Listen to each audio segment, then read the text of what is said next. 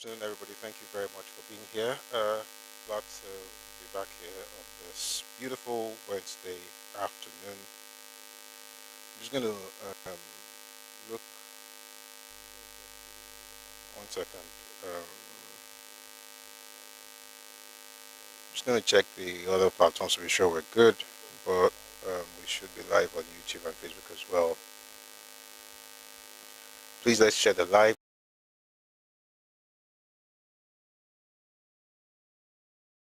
On TikTok, please like the live. Please click on the heart icon above my head here. These things help to get live on the FYP, so please let's do it. Good. I think we are. TikTok, please like. What sound is that? Sorry.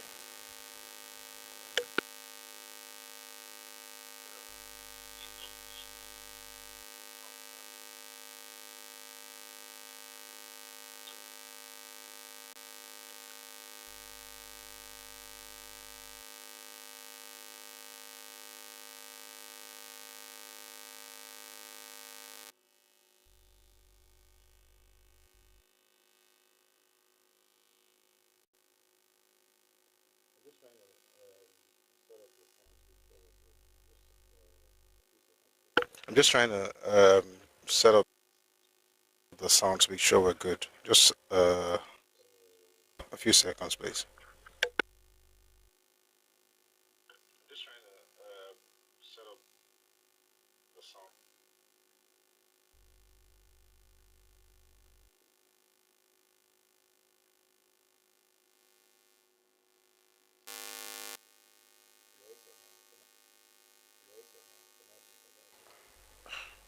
Hey, just go me dada.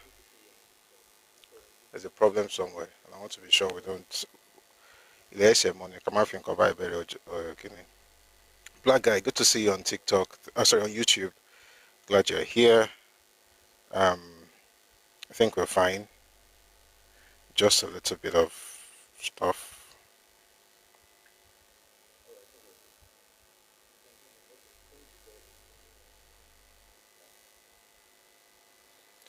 All right, I think we're good. You can hear me. Okay, thank you very much for your feedback.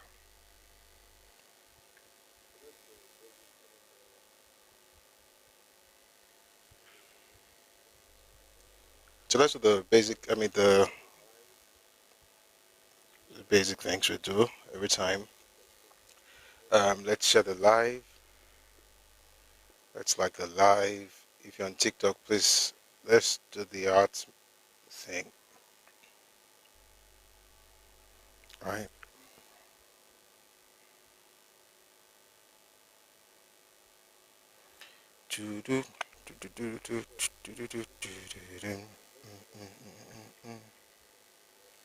Okay. So YouTube, please let's just double tap on your screen. I think that should work. And hello 64. Hello, good to see you. Thank you for joining us.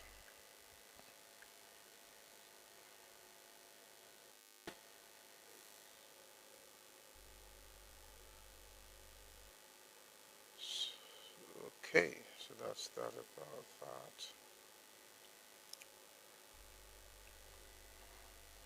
There's something else, just one more thing, I think.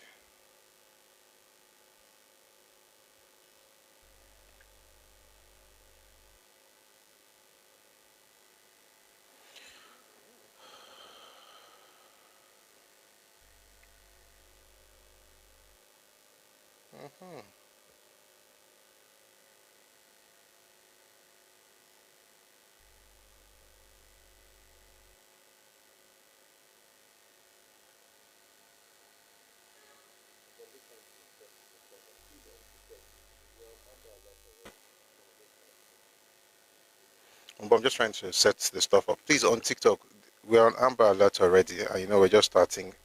We shouldn't be having, I know you are most likely working, but that's how we work together. So it's not just me on stage, it's all of us. we're doing this together. So please, smooth sailing. Thank you very much. Okay, I think YouTube is fine. This ritual that we do every morning, it's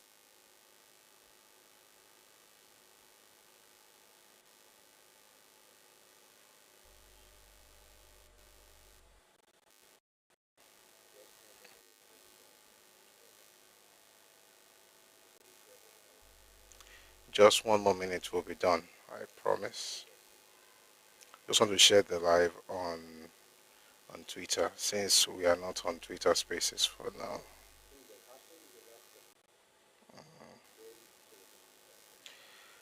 So a lot of things have happened in the last couple of days, and that's what we're going to be starting before we get into today's topic.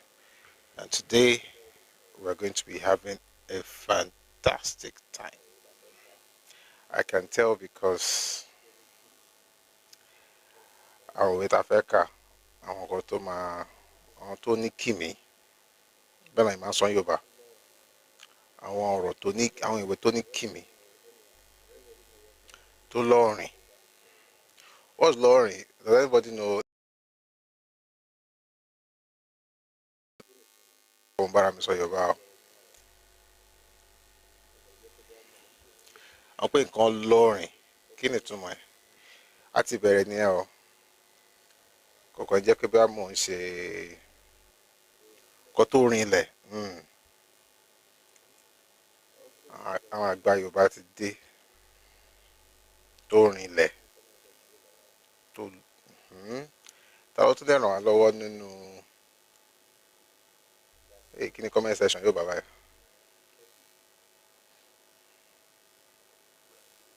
It has stand. It has stand. Yeah, it's heavy.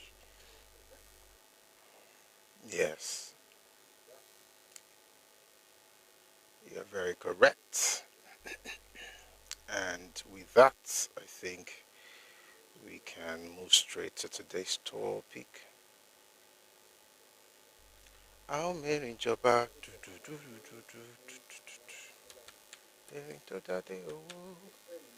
originally from Kwara. Ilorin means land. Fulani took from this early. We've never said anything, and somebody's already talking about somebody taking Kwara. It is well, oh. Take your drugs, oh. It's too early, oh. What time is it? I mean, we're just starting. We've never spoken for 15 minutes. It's too early now. I'm talking to you. What's your name? Dai Iroko Ibo. I'm talking to you. I know you're supposed to. No, I'm not going to block you. No, I'm not going to block you. But don't you think what you're doing right now is childish? Don't you think so? Like nobody's saying anything about you. You just centered yourself. Don't you think it's like you're acting like? Well, you're acting your age. To be honest, you're a baby. So you are forgiven.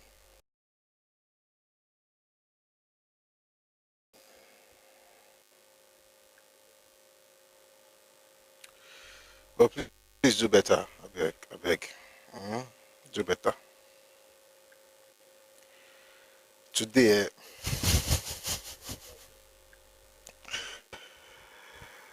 you know what? It is well. But I'm glad you're here. Let's just thank God that all of us are. You want to hear me, Abby? That's the worst thing you should have done.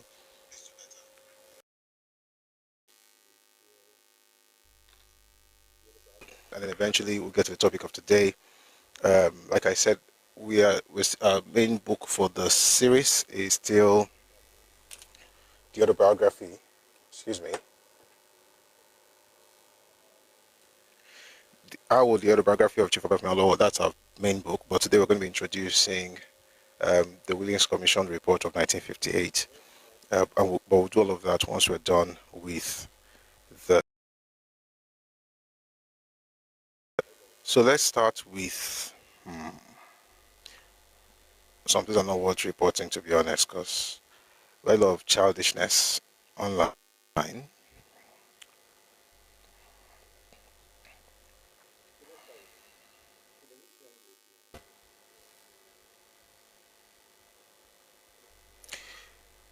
So let's start with this thing. So there's this young lady on social media who was in Ghana, and please, if you're on TikTok, I really need your help. This amber alert starts showing when people are not engaging the live. And remember, TikTok is the host platform. We're streaming to other platforms from here, so we have to protect it. So please, I'm sorry, I'm gonna have to take a minute to just talk on this. Please also speak on this. We've got to power tap. We really have to. If I start talking now, if you think of Opari now, if you are ní Opari Reni,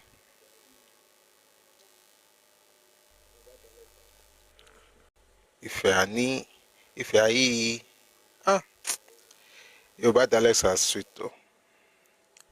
Opari Reni. So please, let's power tap, right? So make sure that Kopari. Thank you very much for your support.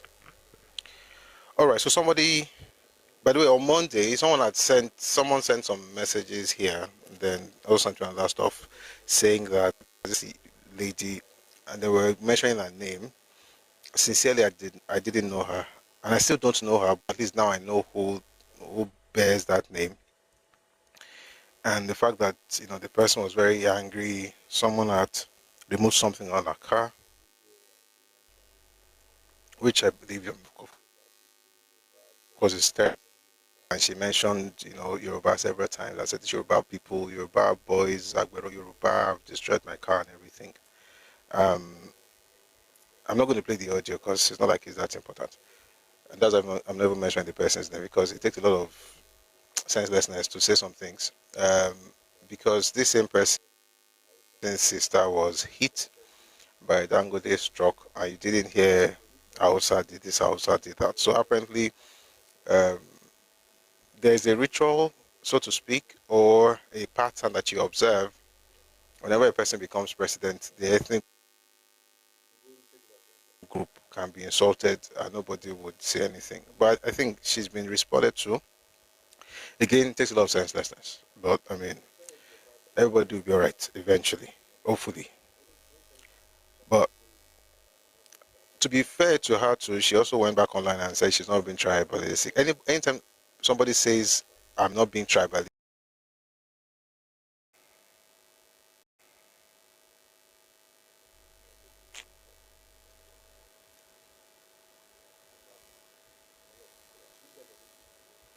YouTube and Facebook just went off, and I don't even understand. They are back on. Color my show. You guys on YouTube and Facebook, it is well, eh? I see how it's going off and on, but I think it's good now. Mr. Sam, but we're good now, and I hope it's permanent because I don't even understand. The network is fine. So anyway, the point is that when people want to gaslight you, they'll say what they want to say, but masu, masu. Um, but let's move away from that to. I'm tempted to talk on it, but I'm trying not to because we have a lot of grounds to cover today.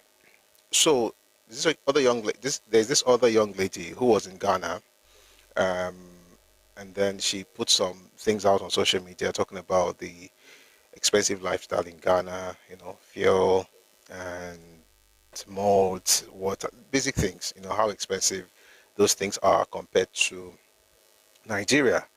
And of course, certain people don't want to hear things like that, so they got very angry with her, and it got bad. Some people actually went as far as saying she was sponsored by the Nigerian government.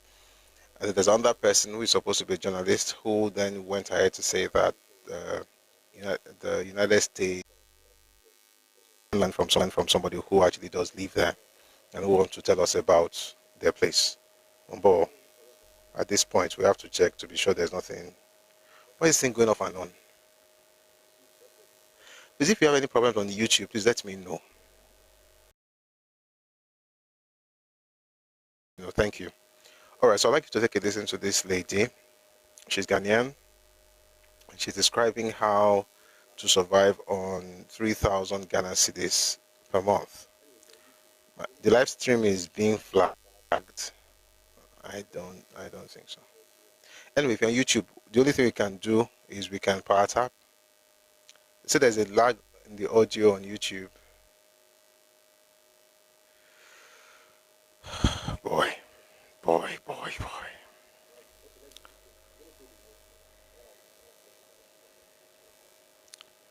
Am I been okay? Let's do it this way. I'm going to play the audio while I'm playing it. I'll see if I can quickly sort that YouTube stuff. Hopefully, it's something I can do on this device. So take a listen to this lady talking about, you know, TikTok is also cracking. People like saying that generally it should be that though. Let's just continue like this. It's going to get better.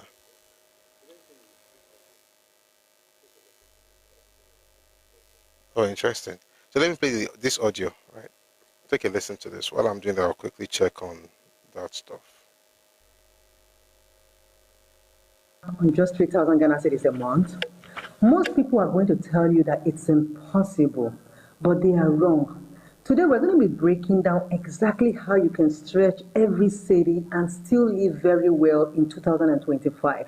Now, in the next few minutes, we're going to break down the real numbers, and I'm talking about for rent, food, transportation, utilities, and of course, the lifestyle plus the hidden costs that most people actually forget about. Before we jump into the numbers, here's the golden rule. In Accra, 50% of your comfort comes from where you choose to live. I'm talking about your rent. So your rent can eat half of your budget if you are not careful. But with 3,000 Ghana cedis, the goal is to keep housing under 1,000 Ghana cedis per month. That's about a third of your budget. In Accra, your rent can vary widely, and that's depending on the areas that you choose. So here's what you can expect in 2025. And I'm going to group this into different categories. So category one is a shared apartment, which is between 400 Ghana cedis to 800 Ghana cedis a month. And this is mostly found in places like Adenta, Madina, Kasua. I'm talking about the outskirts actually, Pokwasi. Usually, one to two other tenants get to share the kitchen, the bedroom with you, and all those things that come with it. Now, what are the pros of such places? They are cheaper compared to the city, but the negative side is that they are less privacy, sometimes unreliable, utilities to go by. Category two will be the single room self-contained, which is about 700 Ghana cedis to 1,200 Ghana cedis a month. And these places are usually common in Dansoman, Dome, Ashele Botwe. Most of these places, include the private bath and the kitchen, and they are usually good for singles or couples that are just starting out life from the beginning.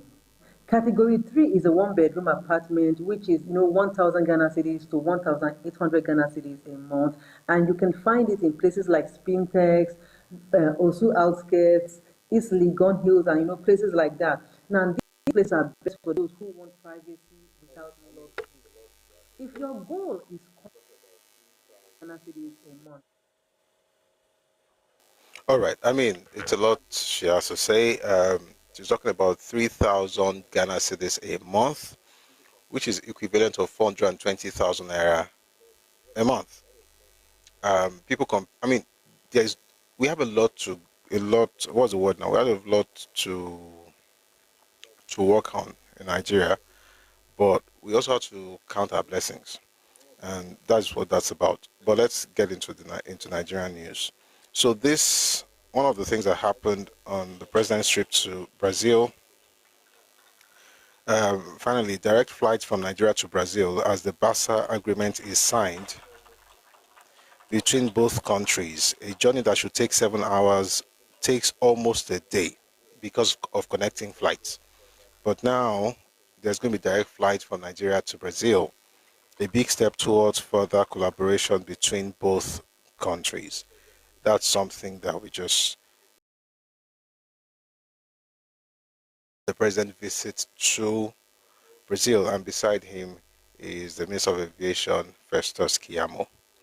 And also, there is Bianca Ojukwu, who is also there and who also shared some things on our page. Interestingly, we don't have a lot of people insulting her like they usually do, which is quite good. So it means that we are making progress, or maybe it just means that people are not being, maybe they're protecting their own, which is also a possibility. All right, I'm going to move swiftly from there. We're going to read something from the PDP, I'll read from the Punch newspapers. PDP zones 2027. Yeah. Sorry, I need to hear it. Even between Nigeria and Jamaica, yeah. PDP zones 2027 presidential ticket to South.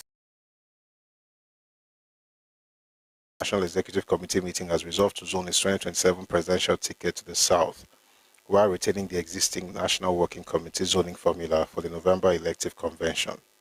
Addressing journalists after the NEC meeting in Abuja on Monday, the PDP National Publicity Secretary, Debo Ologunagba, disclosed that the decision followed the presentation of a report by the zoning committee chaired by Bayelsa State Governor Doye Diri. However, some southern leaders led by... Okay, that was what happened in 2023. Anyway, we'll see how that works out. After declaring the zoning arrangement, Ologunagba added that the NEC also expressed satisfaction over the level of preparedness of the PDP's various organs, chapters, and structures for the 2025 elective national convention scheduled for Ibadan, the Oyo State capital, on Saturday 15th to Sunday 16th November 2025. That is from the PDP. They're zoning presence in the South. Excuse me. We also know, of course, that recently there have been rumors, about certain people being considered, e.g. the former President Goodluck Jonathan has been considered for the ticket in the next election, and also Peter Obi, but we'll wait to see who they're actually going to be putting forward for that. Alright, there's also a video trending online. You can't see it, so I'll probably just describe it. That where the President Bola Ahmed Tinubu was given a presidential welcome in Brazil, and I'm just going to say this: it makes you very proud to be a Nigerian, seeing that kind of welcome, and I think people should also find it within their heart to heal, so that they can celebrate good things. Speaking of President Bola Tinubu, this story is from the BBC. There's a reportage on some of the things.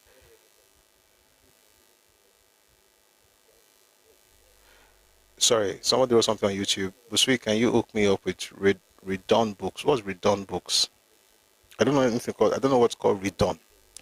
I can only give you links. Redomi Books, you can buy there. Redomi Global, you can find pages there. Yeah. But maybe if you type it well, I'll be able to see what you're typing, because I can't really, see it well. Anyway, this is from BBC. They're talking about the president's performance, in the last couple of years. So take a listen to this. In Africa, Ghana is one of the most expensive countries to live in. Prices of goods and services have increased sharply. Sorry, I have to slow this thing down. I think it's, Ghana, or Ghana, sorry, not president. I'll put the one from presidency later. This one is about the... So, again, context. There's a lot of comparison between Ghana and Nigeria going on Twitter. So that's why you're hearing, Ghana. So let me just slow this down. It's too fast. What's happening in Ghana? Then you can now see if Nigeria has a long way to go, but like I say, not bad as people they think it be, but may God they provide for all of us. But take a listen to this BBC report. In Africa, Ghana is one of the most expensive countries to live in. Prices of goods and services have increased sharply since the beginning of the pandemic. And some say the situation is becoming unbearable. Rising fuel and food prices are affecting all parts of society, including one man's local rice catering business. Our West Africa correspondent Nomson Maseko went to meet him. Mark Imprim owns a catering business. I met up with him at the market shopping for ingredients for one of his most popular dishes, jollof rice. So how have the increase in prices affected you? But we are here to the market and the woman is telling me the price is going for 40 cedis. And you bought it for 20 cedis last week, 7 days ago. Exactly. And now it's double the price. Exactly. And has she explained why? She doesn't know. She went to the market to buy, and then the box. Box, yes. Yeah. Formerly it was around 1,200, but she's telling me today it was 2,500. That means it's difficult for you to put together a budget. Exactly. It's markets like this one where consumers used to come to buy basic food items because they were much cheaper. But now things have changed because food prices have more than doubled everywhere in just the last few weeks. Please, I will need oil.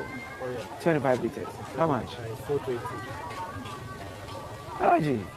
What have you found yourself having to stop buying because of the prices? I used to buy oil in bulk, but now I'm even struggling to buy one. What about the spices? Because I see you've got other things here. Maggi. All right. Looking forward to better days in Nigeria and, of course, in Ghana as well. Speaking of better days, a gentleman has put this out on social media. His name is Opajide Blunt. I think he's actually referring to a particular program of the federal government, the Renewed Hope Mortgage. So I'm just going to read what he has put out. It says, you can buy a home of your choice in Nigeria via a mortgage. No need to cough up 150 million naira, 280 million naira, or 300 million naira outright. The government is saying life shouldn't be this tough, and I think it's a brilliant strategy to grow the middle class. An easy way to own property without draining your bank account. The government has partnered with some Nigerian banks to offer mortgage facilities at a 9.75% annual interest rate to Nigerians at home and abroad who qualify. They've also collaborated with some property development companies to build and sell houses through the Renewed Hope Mortgage. This means you've got options. If the development company's houses aren't your vibe, maybe because of their locations, you can work with your realtor or real estate consultant to find a property in your preferred area and finance it through a partner bank's mortgage. Say people should take, try and get more information on this.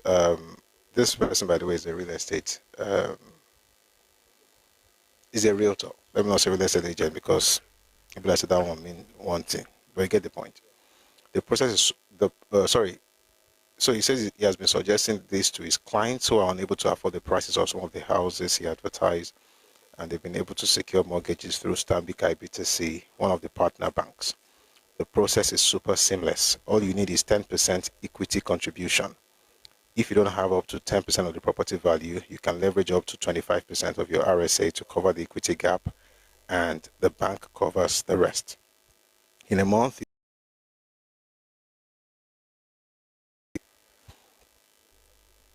excuse me. All right, so here's a simple process I can find here. Find the house you want, have the 10% equity contribution, ensure the property has registered title documents, C of O, governor's consent, or registered deed of assignment, be a salary earner, you or your spouse. In the process of helping some of his clients, they can access Stanbic and so on and so forth. So yeah, that's the information I thought I should share, just in case you are interested. Again, please, all these things we're just putting out here, you can always do a bit more research, and then you can take advantage of the things that government is actually offering, rather than join the naysayers who always say nothing is working. If you're not interested, it's fine, but at least say something they happen. All right.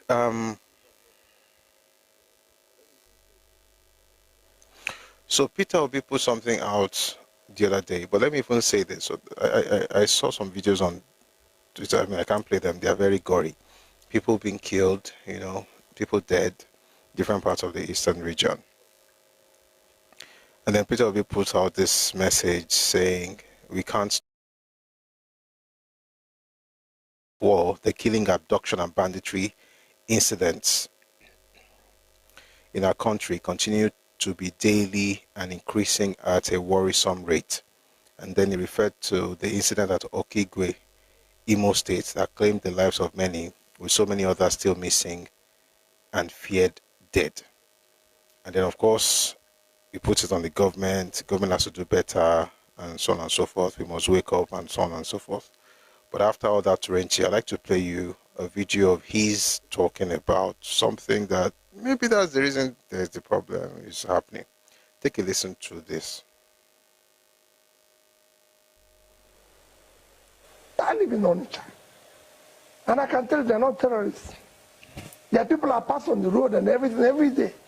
In fact, I can tell you in normal they're civil, because I meet them and I live with them. And I usually see people gathering and all that. And not one day did I feel a sense of threat or molestation or anything from them, even when they gather. You know, for me.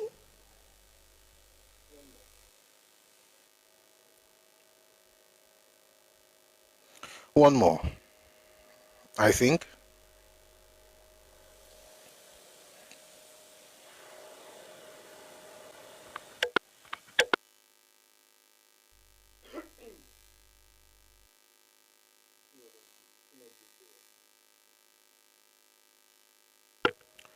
It's not one play. It's not one play. It's not group play. You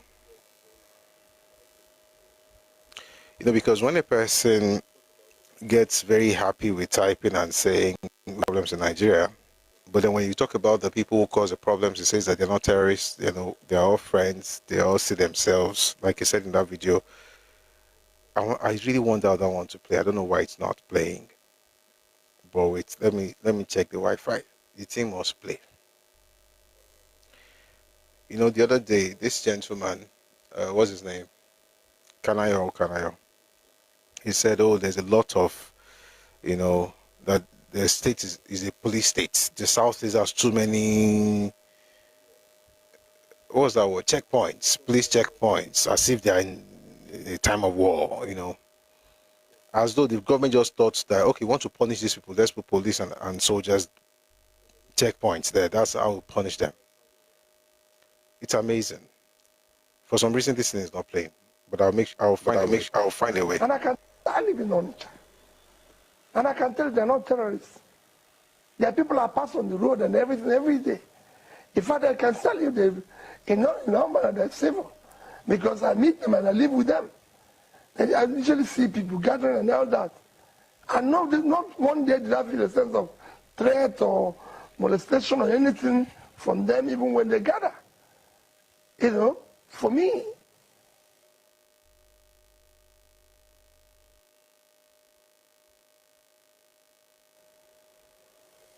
Solution to the case of Nnamdi Kanu.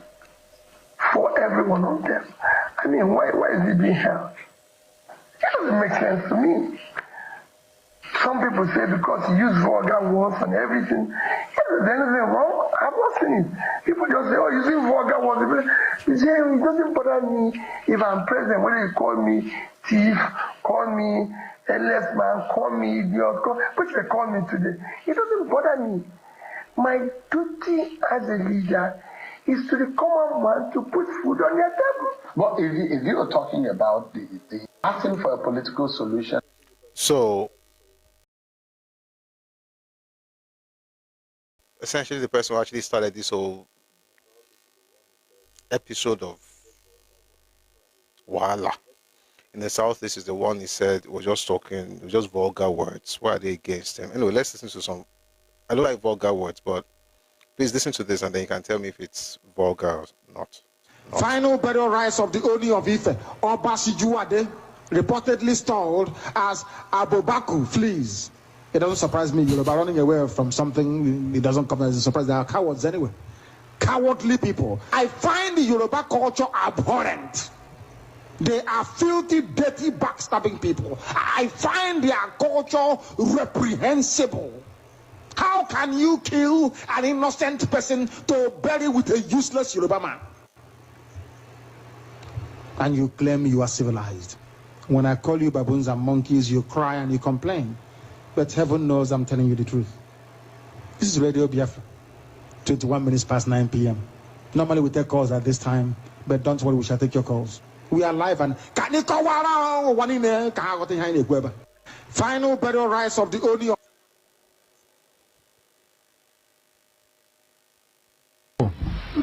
Always Yoruba, Pentecostal, the head of Pentecostal, head of Anglican, head of Catholic.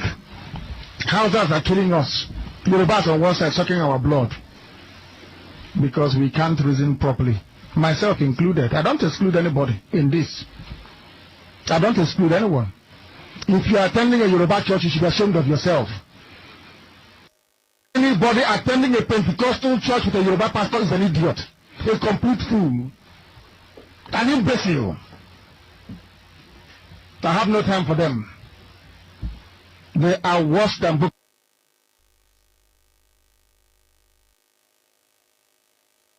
You listen to them?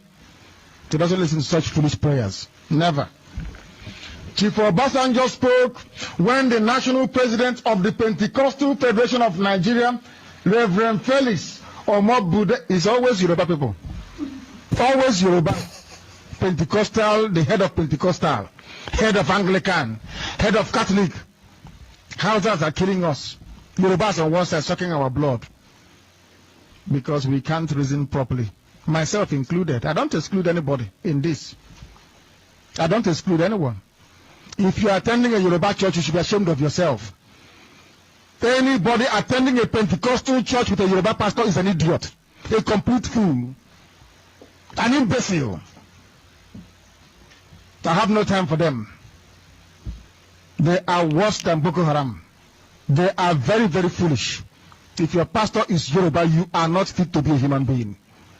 Obasanjo, who stole your money, killed your children, is asking for a prayer so that Nigeria will be one.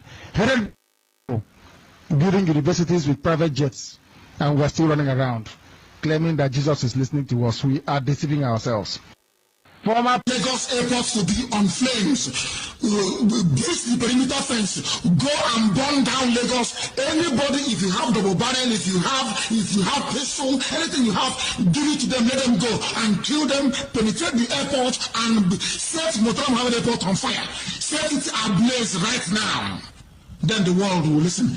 You are dealing with animals. Fulani Janjaweed, they are animals. They do not reason. They do not reason. You don't know them. You don't know them. And then are they not killing people? The caller on the line, can you hear me? Yes, please. Good evening to you. Yes, go ahead. Well, my name is Chideverugu, calling from Lagos. What is happening where you are?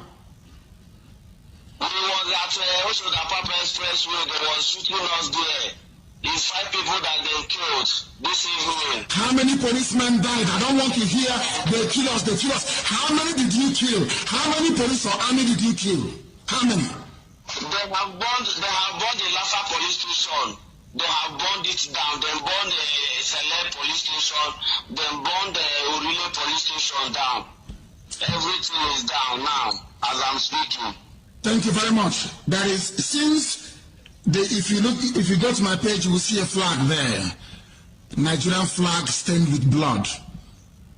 So the flag that people should be carrying should no longer be green, white, green, but green, white, and red. Canvassing for a political solution to the case of Nnamdi Kanu. For every one of them. I mean, why is it being held? It doesn't make sense to me. Would it be canvassing for a political solution to the case of Nnamdi Kanu? For every one of them. I mean, why is it being held? It doesn't make sense to me. Some people say because he used vulgar words and everything. Is there anything wrong? I've not seen it. By the way, you may be wondering, why is he mentioning vulgar words? Because I just want to ask you, from what you've heard so far, I'm very sure that doesn't sound so much like vulgar words. Like this is inciting violence, it's inciting murder. He's looking for it to try, destroy the entire country. He's talking absolute nonsense. There's nothing. I mean, it's beyond just being vulgar. Perhaps the vulgar stuff that Peter is talking about is the other video that I may not have to play right now, but let me see if I can find it, because it's important to also ask, why does Peter Obi keep saying a vulgar word? Because if it's based on vulgar words, then they shouldn't have the man in prison, right? I'm going to play you something that his deputy said. I didn't play it fully the last time, but today I'm going to play it. But before we go on, I'd like to play, okay, just a couple more videos. Take a listen to this. Take a listen to this. Remember?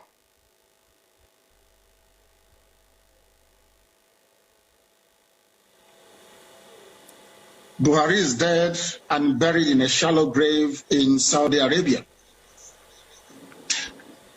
Aisha Buhari was there. She came back from what they called a lesser Hajj. She was wearing black. She was mourning. If you look at the pictures that were circulated at that point in time, you will see the smug, or should I say, the forlorn faces of northern governors. A minute silence was held at the AU for a late Buhari. Even Her Britannic Majesty Queen Elizabeth II also penned a condolence message to the people of Nigeria before the cabal took over and asked her to rescind it, which she did. Buhari is dead, and I'm prepared to stake Biafra on it. If you, Dele Momodu, can go and prove to me, I'm not asking you to do anything too complex. If you can go and ask this man you call Buhari, whoever it is in Asarok, to come outside, don't do very much, address a panel of Nigerian youths, maybe 20 of them, and speak Buhari's mother tongue, which is Fulfude. I will give up Biafra, I will apologize to him, and I will submit myself to any authority on this earth to do with me as they please. There is no Buhari. Jubril was there. Jubril followed Abba Kyari to Cuba and ran away from there and never came back. The man you have now in Asarok is from Niger Republic. His name is Yusuf Abubakar Muhammad. That's his name. Yusuf Abubakar Muhammad. Even Shekau knows who he is personally and was mentioning his name as well. It is not Buhari.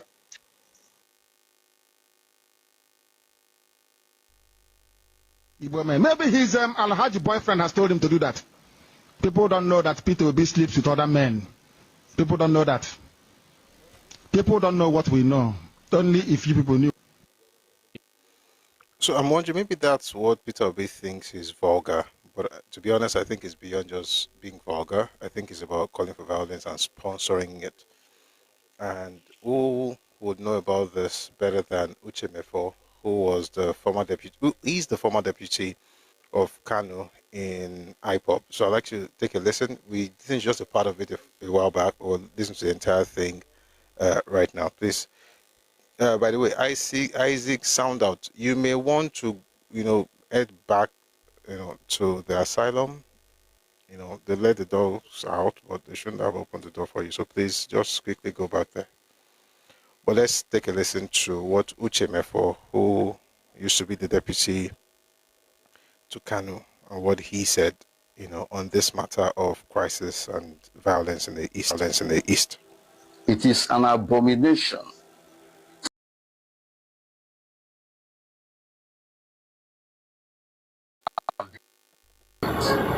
and the leader of the ESM bandits in Igbo land, who in public utterances and even in private utterances of his, incubated this horror and terror ravaging Igbo land today. And when you say things about this whole thing, they will tell you, oh, but you are his deputy, you are with him.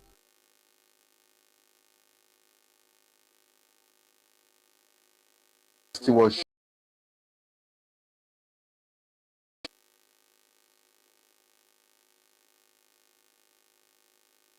signed up for the slaughtering of Igbo sons and daughters in cold blood and in peacetime, just like they are doing it today. I never signed up for blackmail, for lies against innocent people in contest, because if you lie against me, I will challenge you. And I will bring out evidence against you. By that time, some hypocrites and narcissists will begin to, play victims. But I'm going to come to that at some point. Ndụ na-eme mpụ n'ala Igbo, ndị mastermind the current and present horror and terror, crime against humanity, ravaging Igbo land and her communities today. to turn around, to tell you that they are now the messiahs. They have taken up media space, spending thousands of pounds and dollars and euros. They have also exploited the opportunity presented by the social media to be polluting the whole ecosystem with their junk. I mean, that's a lot to say. The video is about 14.5 minutes. So if you want to listen, you may want to, I mean, you can find it. It's just quite interesting that Peter Obi, for instance, in this report says, I won't condemn ESN over violent attacks in Southeast. Then in the body of the story, it says, no, I cannot condemn because I'm not sure who is doing what. Right? We've heard what the man said when he was still, when he was not in prison, before he was in prison. I don't even know how to say about. The point is that Uche Mefo, with whom he worked, is the one telling us right now that the man actually masterminded the whole thing.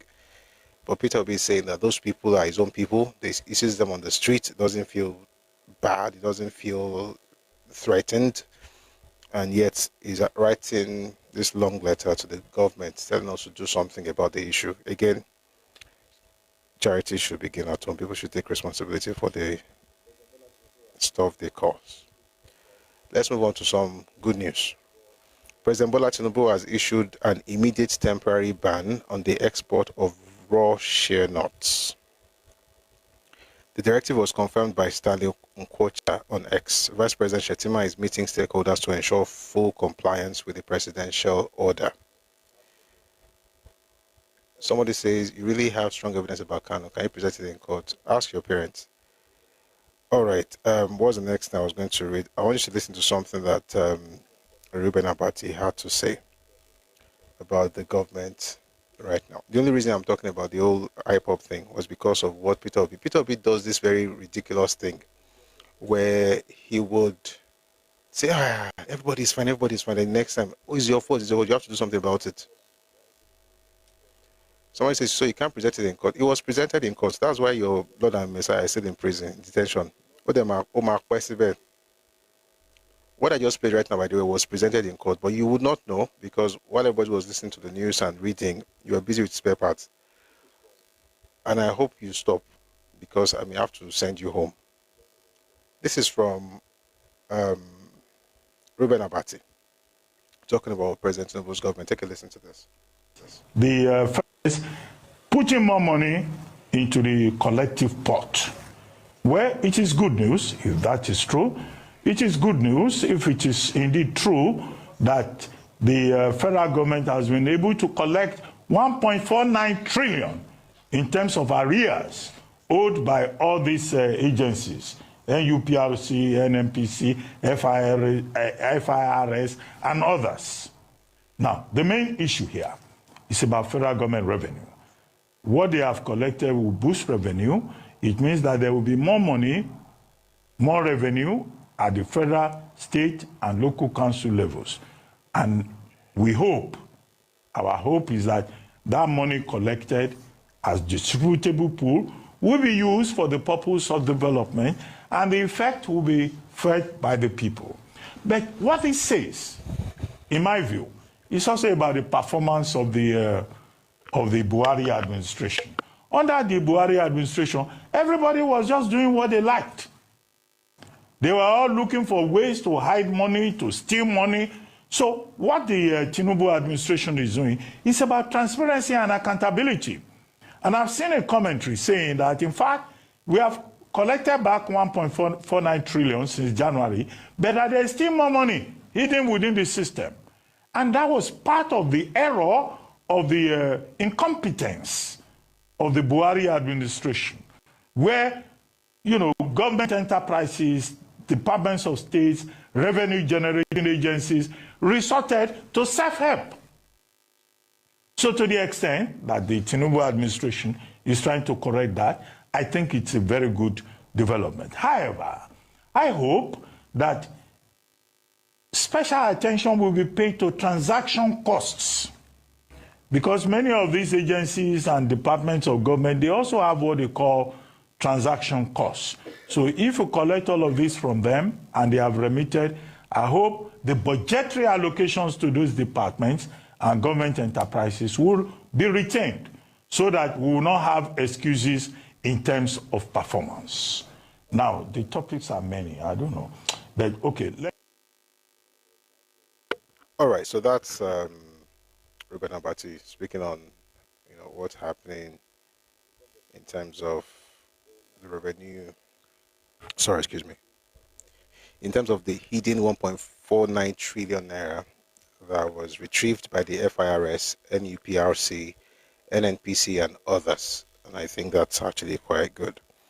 I did not mention earlier that the whole thing about raw shea nuts is, I'm sure people already know, that's how you get your shea butter that you find in creams and skincare products and things like that. So essentially what it means is that we're not going to be exporting raw materials, rather we'll be processing shea butter in Nigeria, which means of course we're going to be able to have more people working in that industry.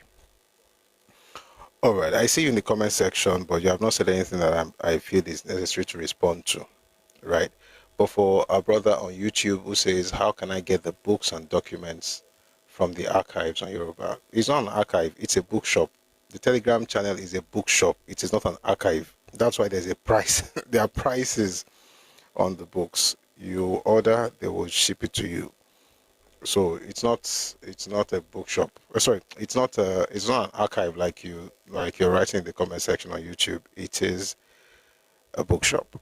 The other place where you can find things that you don't have to buy is Redomi Global, but even there you won't find books because copyright and stuff. But you can find pages here and there and some documents that we've also discussed here before. All right, let's get back into this. The federal the NAFDAC, not the federal, NAFDAC, that's the National Agency for Food and Drug Administration and Control. They have said that there is a counterfeit product that's Postinor 2 in Nigeria at the moment. And for those of you who know what Postinor does, and you really need to make sure that it's doing what it's supposed to do, please be careful, because some people are already selling fake Postinor. Oyuma Bobby. It's not even one type, they're like two types. You see it on NAFDAC's Twitter page. Thank you for the gift, Trotimi. Thank you so much. So you see it on the Twitter page. People are selling Postinor 2 fake ones. If you don't want the other thing to happen to you, be careful. All right. Good news from the Southeast. NAFDAC has returned a 5 million naira check to its owner, Mr. Godfrey Chukudi. The money was discovered during the open drug market operation at Tenant Road, Aba, Abia State. The sum was counted in the presence of the various security personnel who participated in the operation.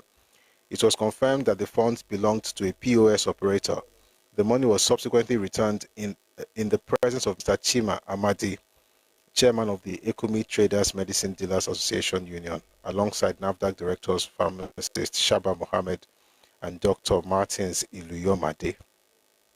It's important to also share this good news, right? And that's what NAFDAC did in Abia State. Speaking of fake product, there's another one I think I should quickly mention here. By the way, if you go on their page, you'll find these things. Just one more. I think it should be more than this one. Is the one about the counterfeit cowbell that's in the market.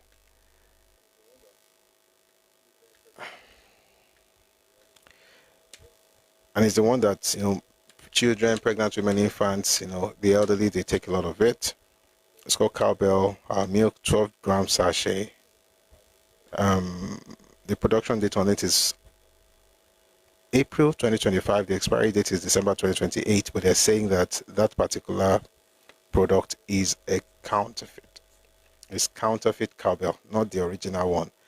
And those who are doing this thing,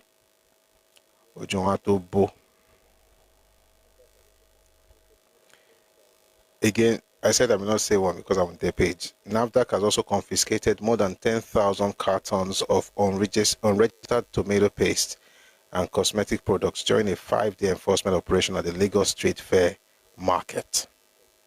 The importation of tin tomato paste is prohibited in Nigeria due to the availability of local production, making these consignments both illegal and unsafe. All right, let's leave NAFDAC for a while, but I hope that people actually do better. You know, quick buck. While all this, was going on in in Abia State and Lagos, Peter Obi was in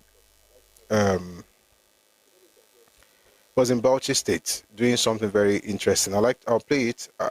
You're not going to enjoy it much because you won't be able to see it, but I will tell you what is happening whenever you can't see anything. So take a listen to Peter Obi in Bauchi State doing something very fantastic. Pray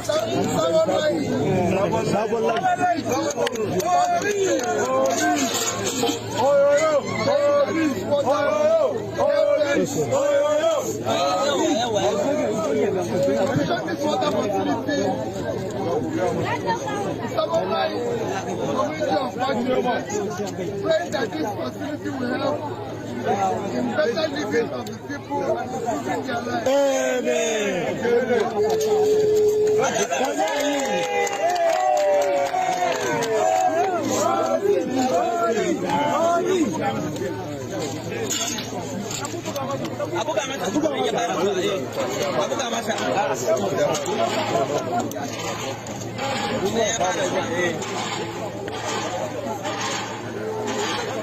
Yes, it's coming, sir. It's coming because they have not been using it.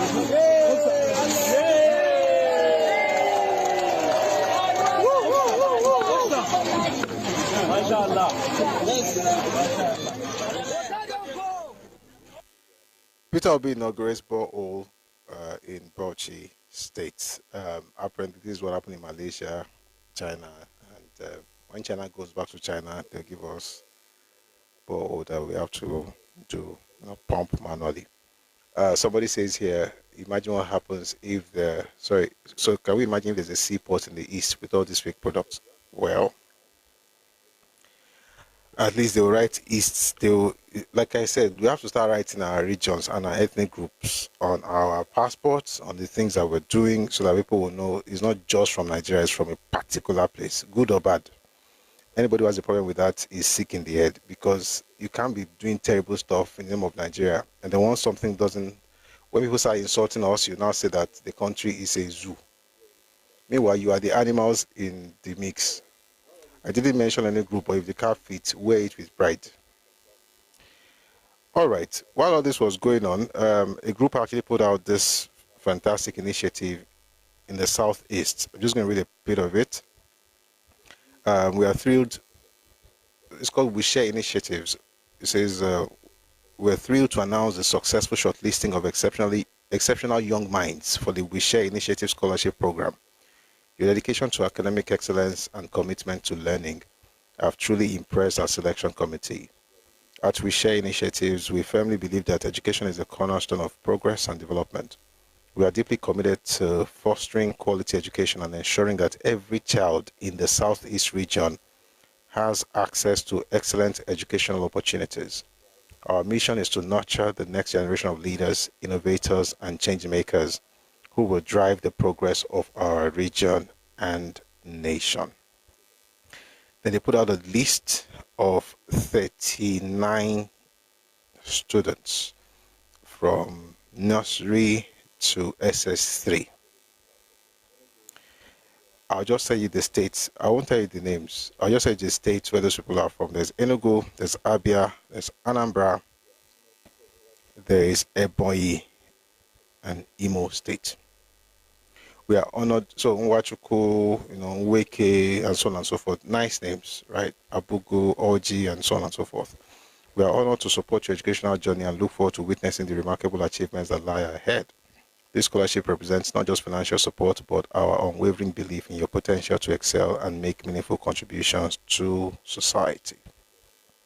To the parents and guardians, we commend you for prioritizing your children's education and supporting the academic pursuits. Together, we are building a brighter future for the Southeast region. I thought that was beautiful, and I thought I should share it. However, whenever people say things in Yoruba land and they say things about prioritizing your children, when you're giving out scholarships, GCE forms, like what happened in Ifo local government a couple of months ago, and they were telling the local government chairman that these GCE forms we are doing priority gbọ́dọ̀ jẹ́ táwọn ọmọ nílùú tó jẹ́ àtàwọn Yorùbá. And people tell you that you are a bigot, you are a tribalist. In their region, everybody from there is from this. Am I against it? Absolutely not. I think this is actually, it's good, it's admirable, but let's not be stupid in this Yoruba land, where what's yours is for everybody, but what belongs to them is for them. And I don't even say don't give it to anybody else apart from Yoruba. I don't even have the same mindset. This mindset for me, as far as I'm concerned, is actually backward. I don't mind that other people in our space get blessed, but the blessing should go first to Aonto Alabe Igion. The people of the land, priority must be given to them, right? Here, you don't even see anybody.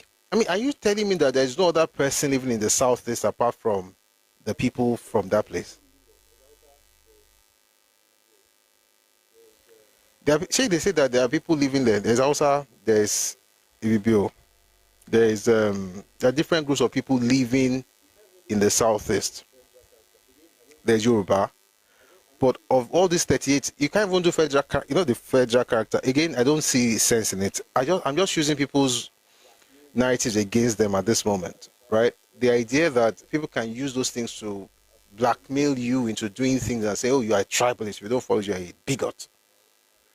At home, everybody knows exactly what they do, right? And it's important for you to understand that the people who do these things know exactly. Sorry, I have one retard in the comment section. The people who do the people who try to gaslight you, they know exactly what they're doing, and you have to be very smart as a Yoruba person. If you go home and everybody on your list is Igbo, you can't be moving to other people's spaces and be telling them that if they don't allow you to have something in their space, they are bigots. Meanwhile, back home, you will not even give 1 out of 38 to somebody else. Everybody knows what they are doing, but it's important for us not to get carried away by all this performative nonsense that people come around and shouting, you're a bigot, you're a bigot. All right. A few more things before we get into the conversation for today. Equatorial Guinea official Baltazar Ebang Egonga jailed 8 years for embezzlement of public funds after sex tape scandal. In Bauchi, ISPA has banned DJs. This Nigeria is just interesting. ISPA in Bauchi State has banned DJs, women from attending male social gatherings. Mixing up boys and girls is highly prohibited. Dancing with the opposite sex amidst infants and children is highly prohibited in Bauchi State. Nigeria is just beautiful. See, I like it. At least they're doing it in their region. If I don't go there, it doesn't affect me, Abi.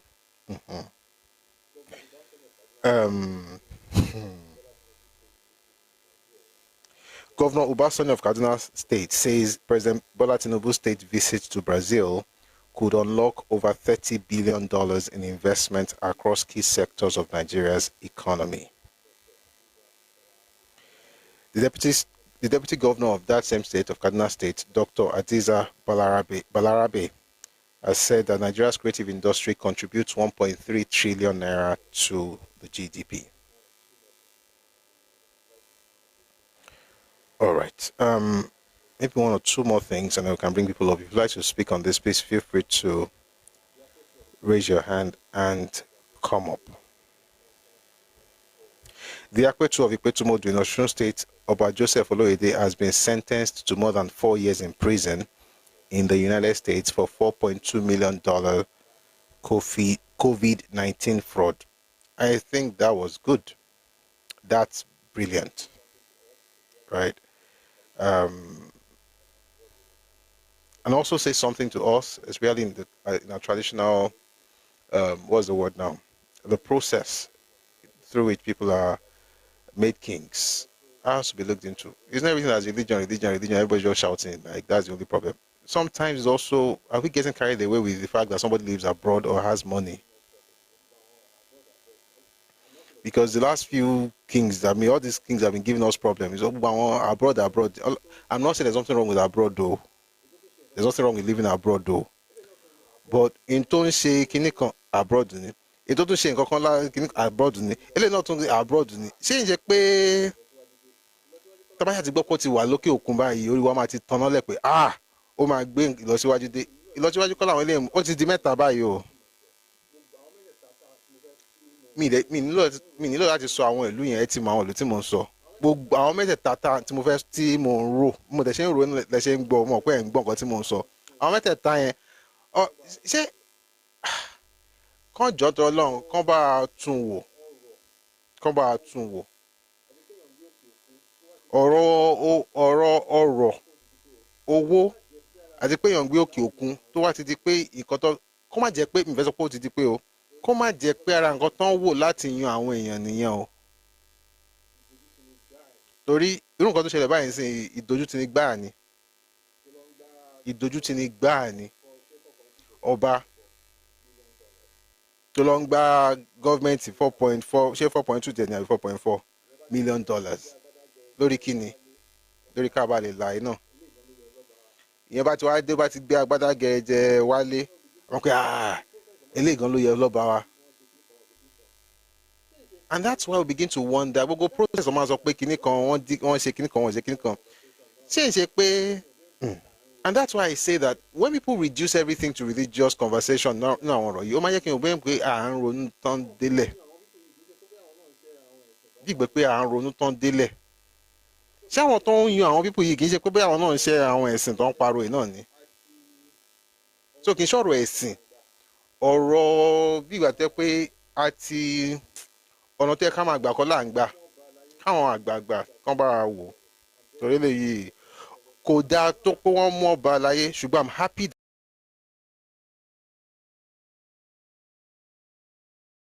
that he's actually been punished. I'm very happy that he's been sentenced. And I'm not happy. It's not like where on Yoruba, like Yoruba people now stand up and say, no, don't.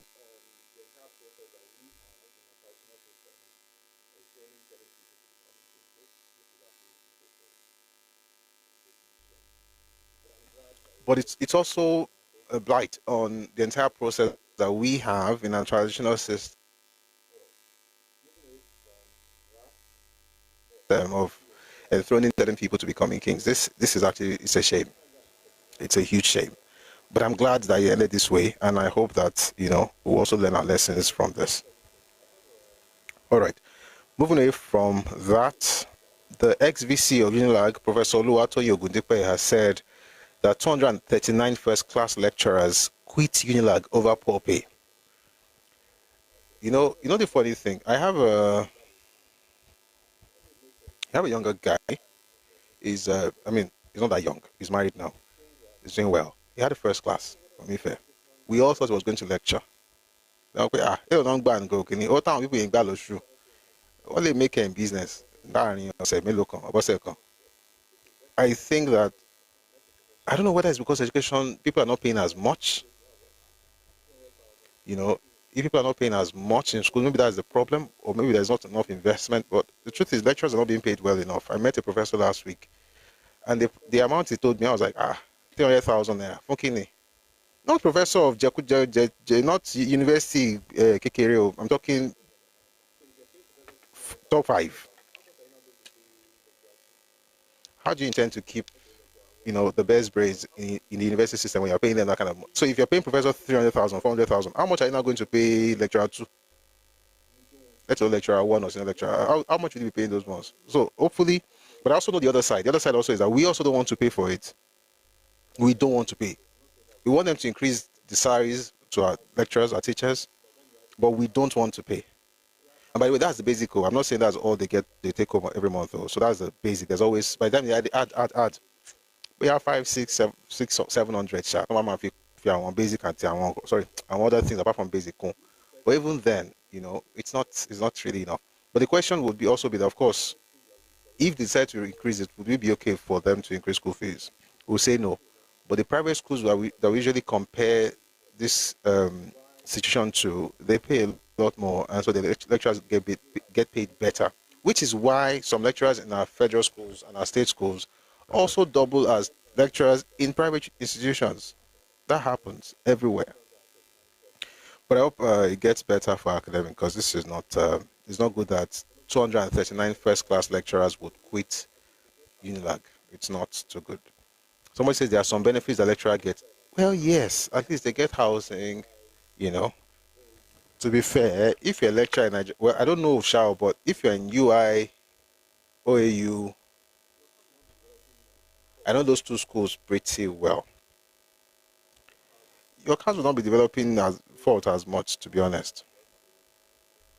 Your cars will be, because the roads are good, your house to your workplace is in the same place.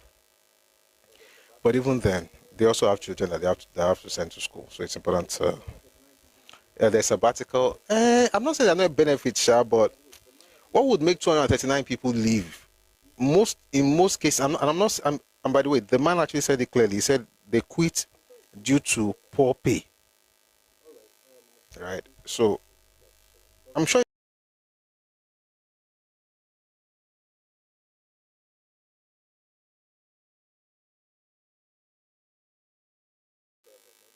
So new minimum wage from 76,000 to 104,000.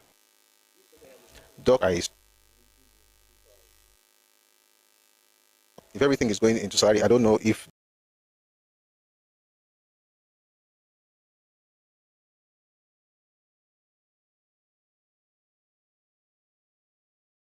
Okay, it's something different. Please pay attention, everyone. The federal government has launched a digital portal where Nigerians can report fraudulent activities in housing estates, submit evidence.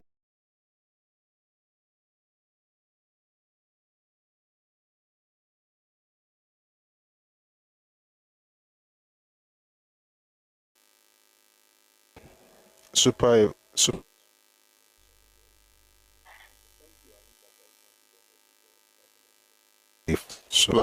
by Professor Usman Yusuf, talking about the governors being a major issue in Nigeria. Thank you, Amit Bakari. Thank you. God bless you for typing that out.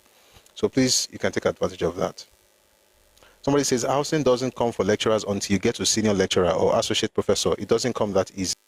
Wasiu Badru. Thank you very much for adding that, for adding that clarification. Yeah, thank you.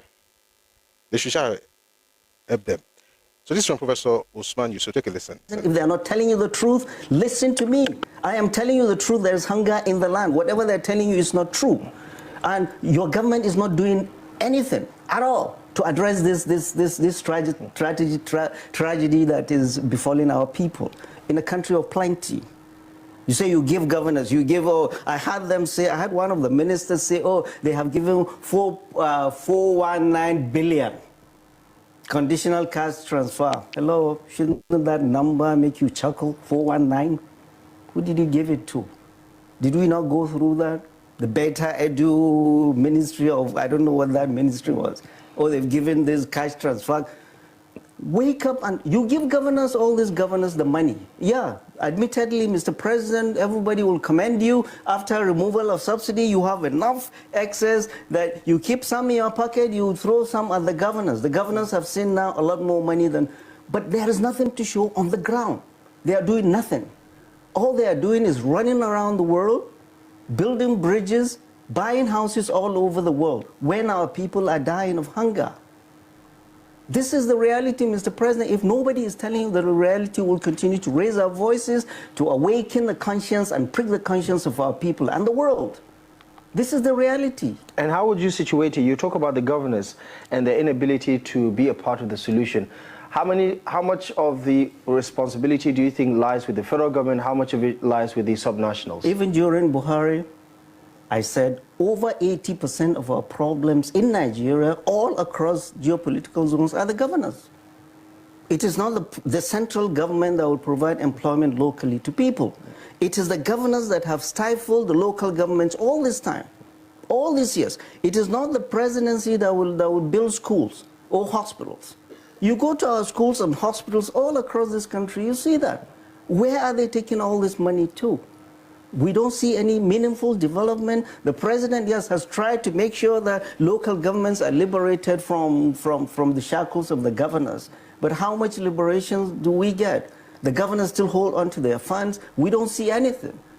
We go home. We are not just here sitting in Abuja. We go home, we see the sufferings of our people. And the governors, they get a lot more money. And we see them with glistening SUVs all over the place, going on private jets, dancing on a logo, as if all is well.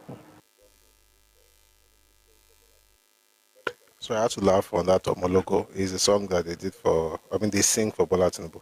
It's actually quite nice. Fantastic song, I'm not going to lie. But I think the point here is that the governors have a lot of work to do and people have to take them to account or to task, right? Asking them what is happening. If you want to contribute, please send your requests and I'll bring you up. But before I do that, 411 Nigerians died in 2024 while scooping fuel from tankers. I don't think that affects you if you're here, but if you know anybody outside TikTok, tell them they will carry fuel come out. Now, while in the course. President Bola Tinubu had spoken on the Abuja-Kaduna train that derailed yesterday. He says he's deeply saddened by the incident. His heartfelt prayers are with the injured, their families, and all passengers who went through this distressing experience. And I hope that they will have this agreement with China. Whenever China is doing whatever China helps us to do with this train stuff, they will have to find a permanent way of, I don't know. Get some boys when they go to that place, they come out both or not. And those ones, when they catch them, maybe they punish them too. So hopefully that will help us. Anyway, that's all for the news. Let's bring people up. We'll hear your thoughts, and then we'll go to the topic proper. All right, so I think I have two people who are trying to speak. I'm going to bring you up very quickly. Please, you have about 2-3 minutes to speak, and then we can move to the next person. As soon as you get up, please mute so that we don't have interference. Thank you very much. And NBA, please mute. Amit Bakari, please mute. Please mute. All right, so we have 3 people. That's good. Let's start with Amit. Good afternoon. We're going to take 2 minutes, please. Please mute, or please focus. Good afternoon. It's good to be here, and you're doing a wonderful job, I must confess. I wrote a medley of some certain things that you actually highlighted, and to start with, what the audio you played, I think he was not being sincere. He was doing a gymnastic with the truth when he was talking about some things were done and not done. You understand? We keep hiding behind the finger whenever we're trying to talk about issues in the country. We do not want to put the blame where it actually needed. You can see when the interviewer now asked him a question to situate the problem, he is now saying, oh, it's not with the president, it's with the state governors. What is wrong with our lawmakers? What is wrong with the citizens? We have a civic responsibility. It's not just about you voting for these people in. You have the power to recall these people if you're not doing the right thing. And if you realize the people who are now clamoring that something is not being done in the country are the people who are aggrieved because the feeding bottle has been taken off of them. Let's call a spade a spade. Moving on, the other issue is with the monarch that was actually apprehended. I think I am happy. I am so gladdened. I am happy with his misfortune. Do you know why? Because he is actually representing a community in a bad way, and it is not right. And he goes down to Did you say you were happy with his misfortune? Yes. I would say that. See, whenever these people are causing us a whole lot of shame whenever we are in the diaspora. because they give us that kind of toga. I've been to a place, I was actually interacting with a particular person, and the first thing that person did was actually to take off his phone. And like I said, excuse me, I saw your body language. Can you see that my own phone, I now brought out my phone, is even better off than yours? Do you get it?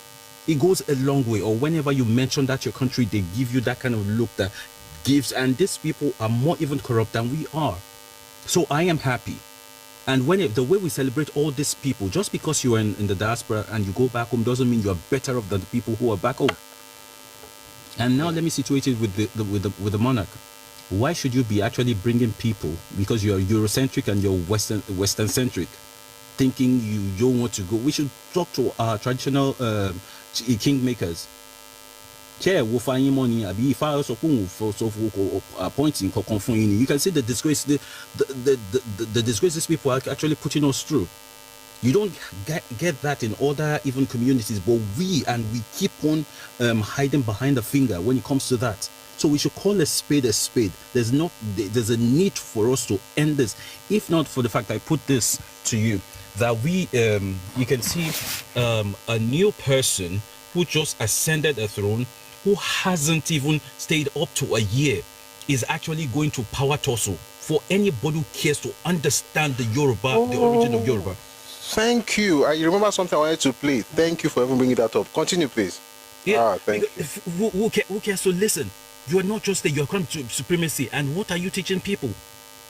What do you want people to get? And you now go back and forth. We understand the trajectory and the people who are actually behind him. We have this hypocrisy in our community.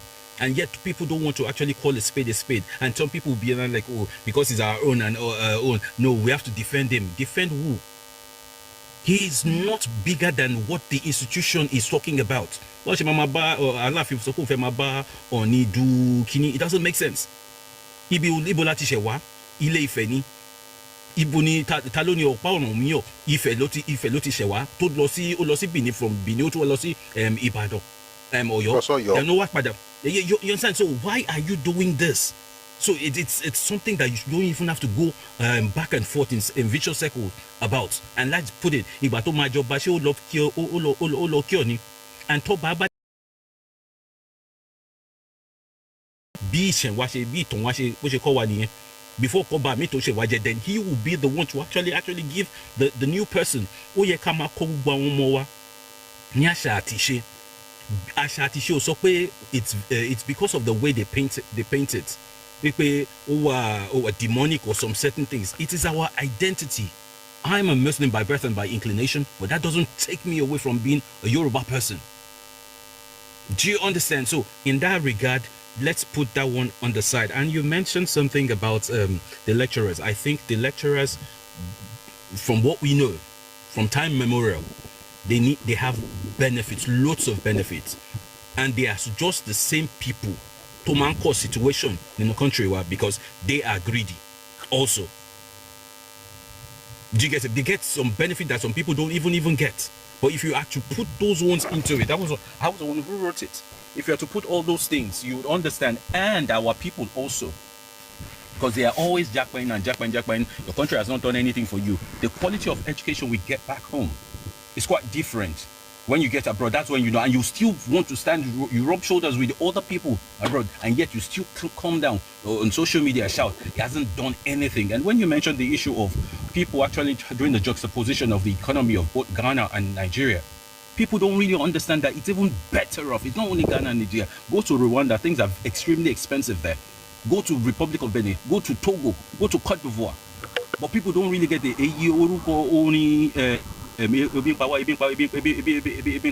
but they should check the history of Singapore, how Singapore came back to life. They should check the story of China, how China also came back to life. Don't let me take the whole stuff, because it's very really passionate about it. But I must commend you for what you're doing, and you're doing us proud. I really, really appreciate you. Thank you. Let me yield the mic for other people to speak. Thank you very much. Please, please focus. I've been trying to mute you. You need to mute, or I'm gonna have to drop you, because please, like, there's a lot of noise from your end. But thank you very much for that submission. I am muted. Don't worry. Please come back. I think it's your network. Like, I can't even hear you properly. Please come back. Right? Send your request again. Resend the request so that I can bring you back up, please. Thank you. So thank you very much, my brother Amid, for that submission. It was very good. What I wanted to say, I'm going to say when everybody's done, I'm going to play a couple of videos. True, like the one from Babele Buibon and the one from the new Olubado that will be installed, next month. And these are the things that I say. And I like the fact that it's the elders saying those things, so that essentially I'm just echoing their thoughts, which is good for me. All right, I'm going to play that later. But let's have NBA. Good afternoon, NBA. NBA. Hello, yes, good afternoon. Afternoon. Hope you're doing well today. Yes, sir. Usual. Good. Yes, I have several things I want to talk, but I would rather just restrict myself to the first one, which is on the issue of the kings and the contesting discourse on who is more important or who is, I don't even know how they are framing it from the or your side of things. Supremacy, battle for supremacy. All I can say is that there's something very Yoruba about the dispute. There's something about the Yoruba people that they must divide into two, at least two main groups over nearly every issue. Whether you are looking at their followership. Hello, can you hear me? Yes, I can hear you. Okay, please continue, boys. It's not a Yoruba thing. Okay. No, when you're done, I'll speak when you're done. No problem. Please continue. If you look at the way we respond to things, from pop culture, music, to this issue that we're talking about, you will find that there's something about us that we must divide over Sonny and Obey, and it will be a real division. It will contest everything about the two of them. Then if you come to Collington and Barrister over the ownership or authorship of Fuji, it's the same thing. Even after the death of one of them, I dare say even after the death of both of them, people will divide over the matter.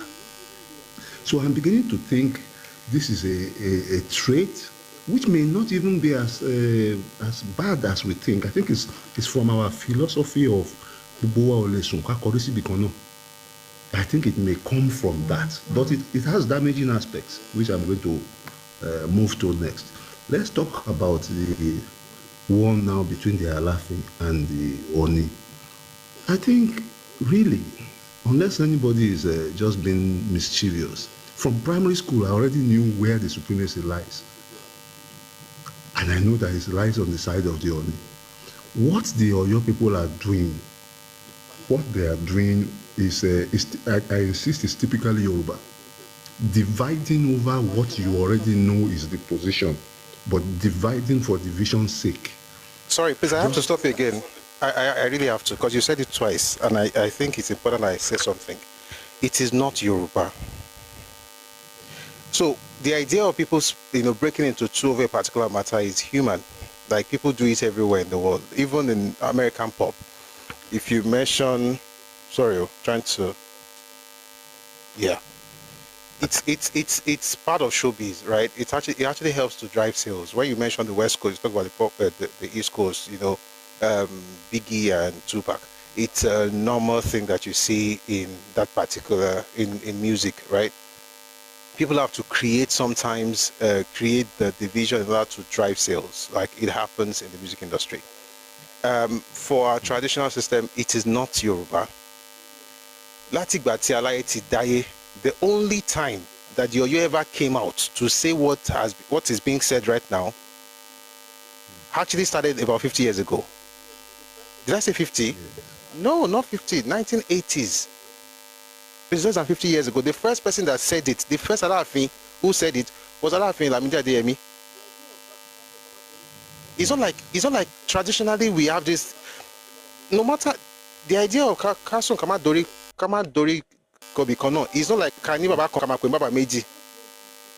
It's about ideas, not about history. We cannot change history because we don't want to just face the same direction. No, we can't change history to make ourselves feel good. The point is, when it comes to ideas, like when we're brainstorming, right? We're talking about stuff, right? We can say, okay, I want this way, I want that way. Then we sit down and then we come together and then we find the way out.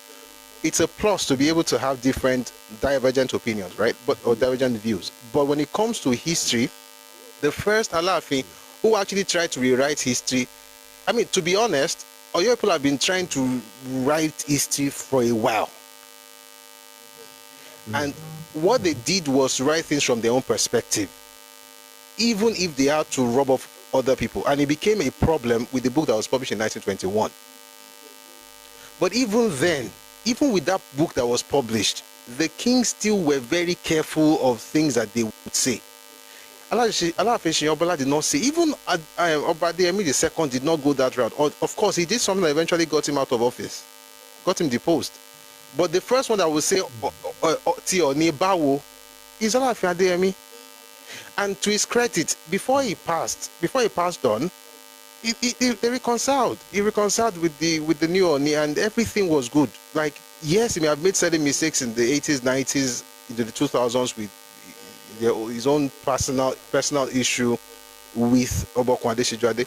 But when, Batagba Ade, and then of course we have a new Oni who, sorry, 1 second. Ẹkáàbọ. Who doesn't really have time for that kind of, superiority battle. He settled it. It has nothing to do with Yoruba culture. It's a personal ego issue. And by the way, I was going to wait, but I might as well do it now. Please take a listen to this. This is Baba. By the way, when it comes to Ifa, and I've said it several times, I'm not ashamed of it. The first person I heard repeat Ifa later, like having programs on Ifa, is Baba Elebuibon. This was in the 80s. I grew up listening to him. When I grew up and I got to uni, then I got exposed to Professor Wande Abimbola. Those two, for me personally, they are the primary authorities that I don't agree with everything they say, but they are the authorities in that field that I listen to, apart from others, but they're the primary ones.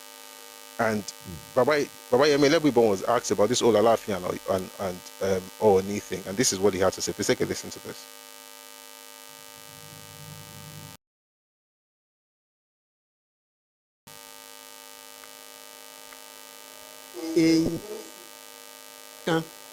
Sorry,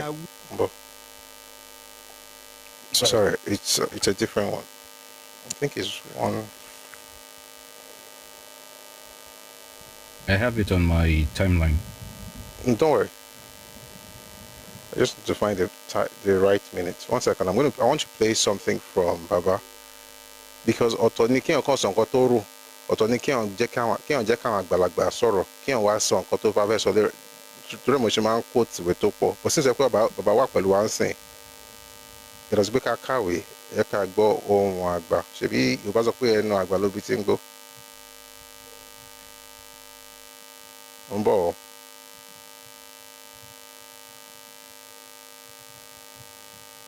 All right.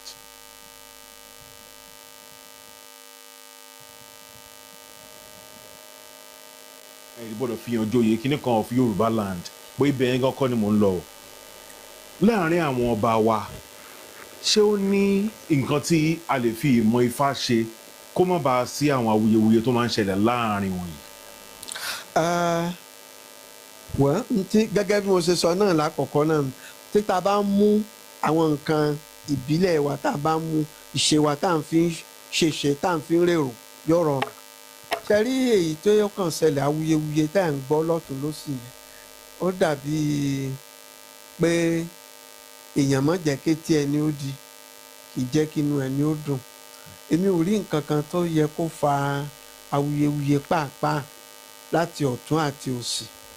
Àwọn ọba pàtàkì méjì tá a ní nílẹ̀ Yorùbá náà ni Olúfẹ̀ Ọọ̀ni àti Aláàfin Àyíká, ikú ọkọ ayaba lágbo. Àwọn méjèèjì náà ṣe pàtàkì, wọ́n sì jẹ́ ìṣojú Yorùbá.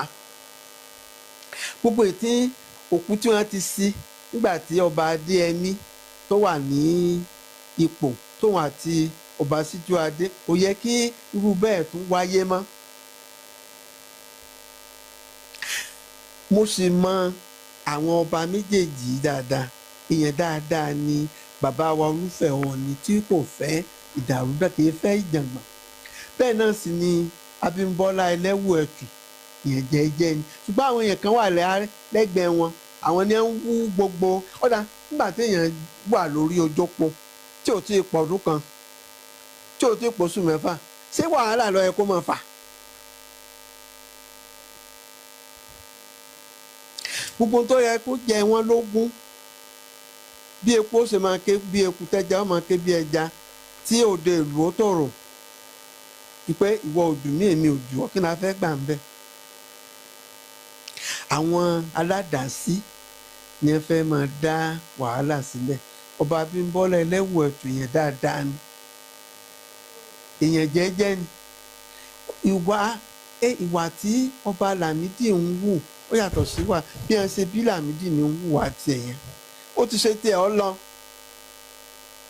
lóòótọ́ àwọn míì lè mọ kan sára sí ọba Adéyẹmí nígbà tó wà láyé nígbà ọkùnrin ni àwọn tí ń bú pọ̀ ó sọ báyìí ó ṣe kínní ó lágídí ó gba kínní àwọn tí wọ́n ń bú wọ́n pọ̀ ju àwọn tí ń yìn tí wọn ò mọ̀ pé kí ni ọba ṣe láti máa ṣe báyìí ayé ọ̀làjú la wà tẹ́ bá láti gba àlàáfíà láàyè kò yẹ kí gbogbo ìporógan yẹn wáyé mọ́ gbogbo ìgbàlódógóje ni èrò ọ̀wáyà ṣebí Ọ̀rànmíyàn tó tẹ Ifẹ̀ tó tẹ Ọ̀yọ́ ṣebí bẹ́ẹ̀ ló ti lọ bó lẹ́sẹ̀ pìtàn Ọ̀yọ́ tẹ̀ ní sọfẹ̀ bó lẹ́sẹ̀ sọfẹ̀ tẹ̀ ní sọ̀yọ́ Ifẹ̀ sì lolú olúkólú kan yìí tọ́ ni ẹnìkan yìí gbá yẹkẹtẹ kó tó erin èyàn gbá yẹkẹtẹ kó tẹ́fọ̀n olúkólú kan ò tọ́ ni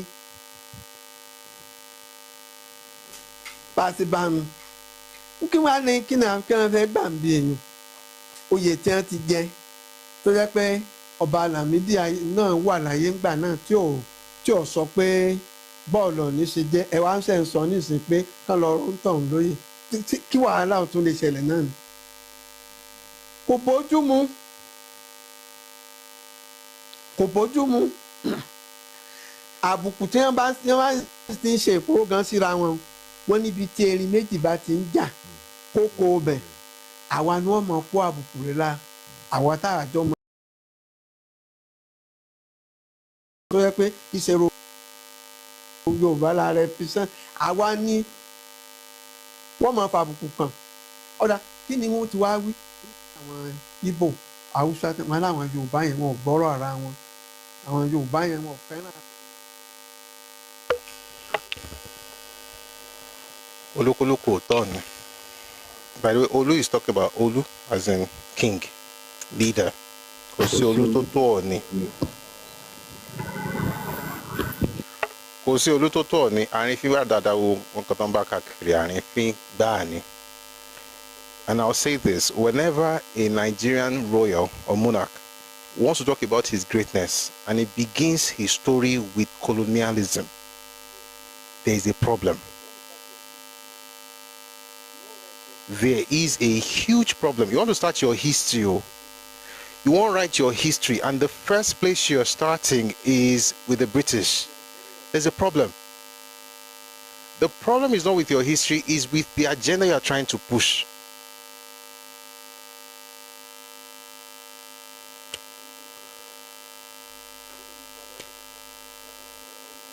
Olúkúlùkù òótọ́ ni.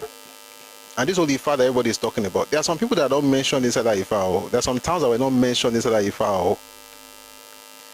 But we're not yet there. I'm going to play you another video.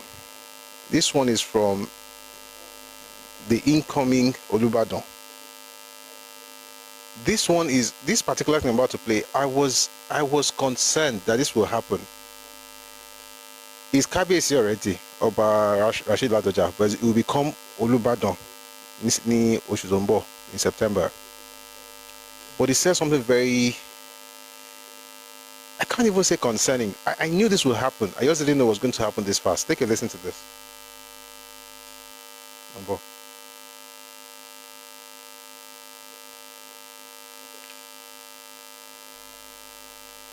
One second. Oh shoot. Mambo.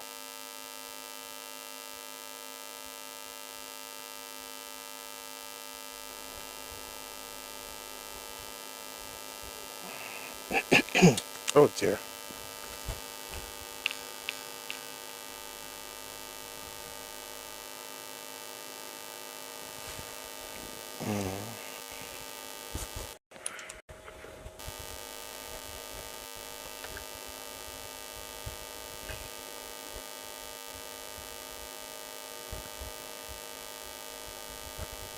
One second. Okay.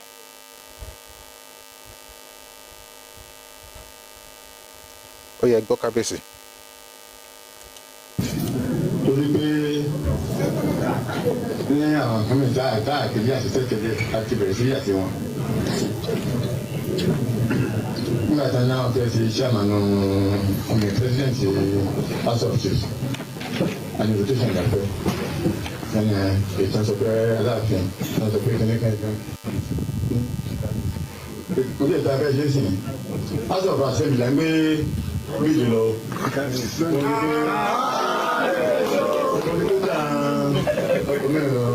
Olùsọ ń tán pé bàbá mi ṣe kàn báyìí wọ́n láì sọ́sẹ̀. Yóò kan náà fẹ́ ṣe lábúlé. Mo ní ẹ má gbàgbé o. 32 members ló wà ní house o. Speaker kan wà láàrin wọn. Sábà máa dìbò speaker ní dìbò. 16 nínú 32 la ní o. Pẹ̀lú support sí àwọn house of assembly dẹ́n fún wa. Tàbá ní bíbá nìkan dìbò ṣe gbèsè oúnjẹ ti sínú. Oníṣòwò kí ẹ sọ fún mi kan lọ sọ fọ́lá fi hàn pé tí bàtà bá fẹ́ máa jẹ ọmọ ní oṣù àwọn ọlọ́mọ jẹ́ o.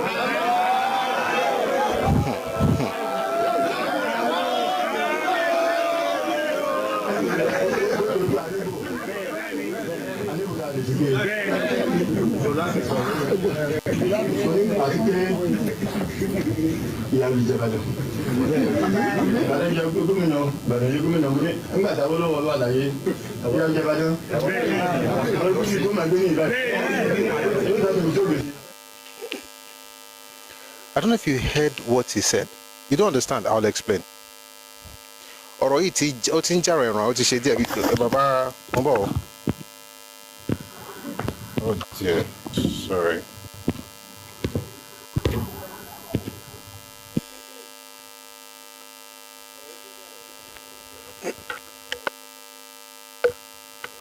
Ọ̀rọ̀ yìí ti ń jà rẹ̀ ràn ó ti ṣe díẹ̀ máa ṣàlàyé nǹkan tán sọ. Ọ̀rọ̀ yìí ti ń jà rẹ̀ ràn. Ọ̀rọ̀ chairman House of Chiefs lọ́yọ̀ state lọ́rọ̀ tó ń ṣẹlẹ̀ yìí. Ṣé rí látijọ́ nígbà tí Western region wà a ní House of Chiefs, right? And tó jẹ́ permanent chairman was Ọọ̀ni. Ọọ̀ni tó jẹ́ permanent chairman gbà yẹn àwọn ni ọba Adésọjí Adérẹ̀mí àwọn di kábíyèsí wọ́n di Ọọ̀ni ní 1930 and he was there for 50 years. Orí àlééfà náà wà nígbà tí Southern region tó di méjì. Orí àlééfà náà wà nígbà tó bẹ̀rẹ̀ sí yan indigenous governor, so àwọn náà jẹ́ first governor Western region. But apart from that kí ẹ̀tẹ̀ tó ṣẹlẹ̀ wọ́n ti wà ní parliament. I'm code mixing intentionally. Àwọn náà jẹ́ permanent chairman House of Chiefs ní Western region. Nígbà tí ó di 1976 Western region 67 ọkọ yọ in fact 1967 náà yọ Lagos state ìpínlẹ̀ Èkó kúrò nínú ìwọ̀ oòrùn, right? Wọ́n yọ ìpínlẹ̀ Èkó kúrò ńbẹ̀. Gbàló di 76 wọ́n wá pín ìtókù Western state wọ́n pín sí Ọ̀yọ́, Oǹdó, Ògùn, which means that kó ló di pé wọ́n pín sí mẹ́ta yẹn kó ló di pé ẹ mọ̀ pé 63 sódà ó máa lè yé wa dáadáa.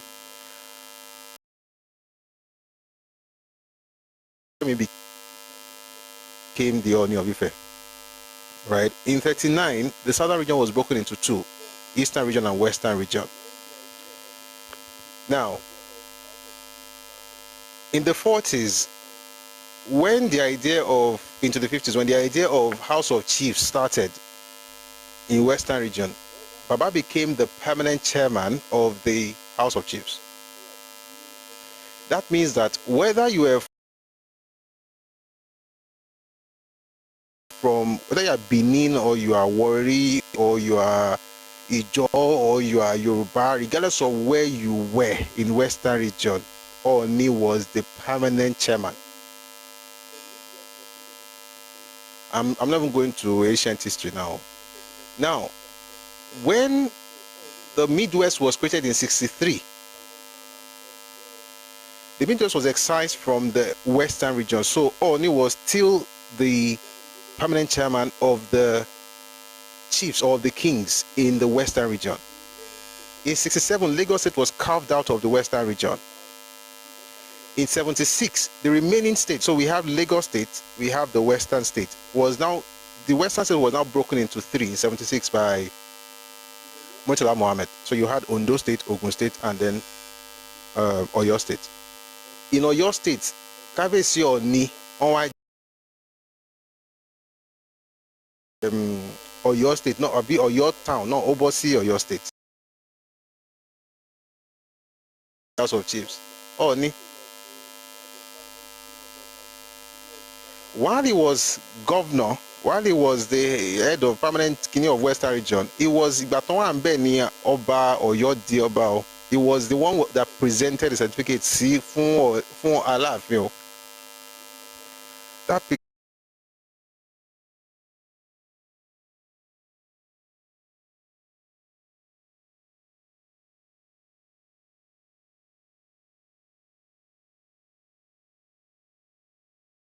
láàrin àwọn tó kù òun ló tún fẹ́ yọrí, so he was acting chairman only for please stop asking this question, you are distracting me. Only for the new Ooni at the time, Oba Okwadeshiju Ade, in 1980, he now got crowned, and of course he had to resume that role because that role is a permanent seat, not for the person but for the stool. It's the stool of the Ooni. It's not about the person that is there. But he then gets in there and it became a problem. That's one of the major things that caused the whole change of history. All this history, everybody's changing history, everybody's changing history. That's one of the things that changed everything.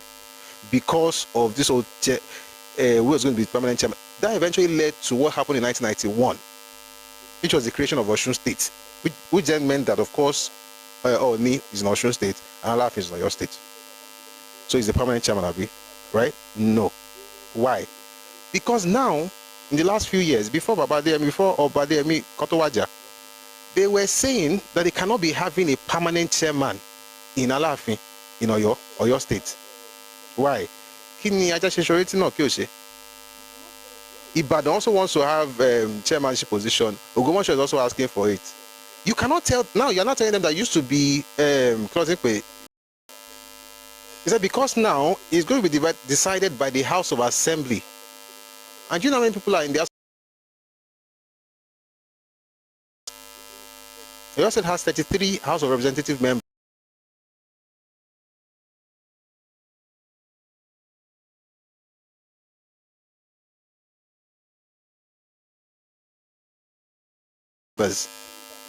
One of them is a speaker, leaving 32. Of the 32, 16 are in Ibadan.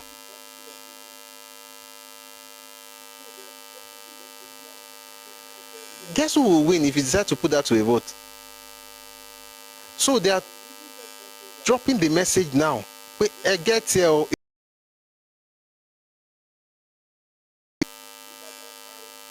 I mean, he's the only one that can say it. It's Kabesi. He said, Ibadan has the people and the seat. If they want to be permanent chairman, I mean, if they want their own king to be the permanent chairman forever, it will be done. Because they have the numbers. You see, shall we say we don't want respect for tradition and culture? Let's scatter. They will scatter everything now. That's what Obaladeja is saying. That this thing is going to House of Assembly. And of the 32 3 members. 1 is the speaker. The remaining 32, 16 are from Ibadan. Want to get half already. If they find one person from maybe Okeo or Lanlate, just one person, but of course 2/3 majority, they will get it. What does this tell you? You see, if you want to be using British for people now start using Nigerian politics for you. Somebody says Anobalaja was a politician in Sabi this thing. Yes, now. A lot of it, let me tell you something that happens when people take a on board for Agba. It's not just because they want you to talk or they want to keep your mouth shut. It's not that. When people tell you to respect, when they tell you about the culture of respect, it's not because they want you not to be able to say what's in your mind. It's because the day you begin to disrespect those ahead of you, you have given everybody beneath you the license to drag you. And guess what? There's nothing you will say. I wish I could play this in again.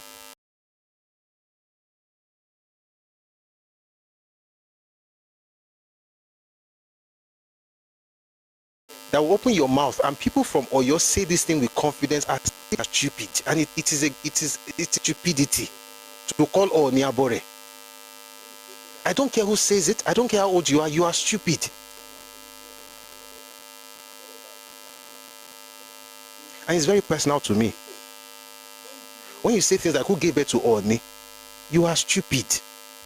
Bí ọmọ àlè ṣe máa ń sọ̀rọ̀ nìyẹn. Ọmọ àlè lẹ́ni rí ọ̀bẹ yẹn. Ọmọ àlè Yorùbá lé ọ̀bẹ yẹn.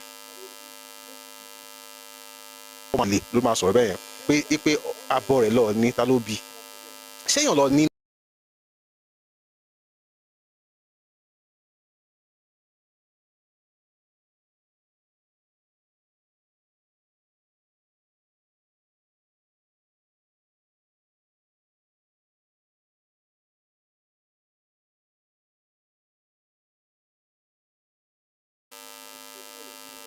Insult Alaafin, or even Alaafin Bawo, even Bini Oba Bini, I can't insult him with all the nonsense that this Ovin are doing all over the social media.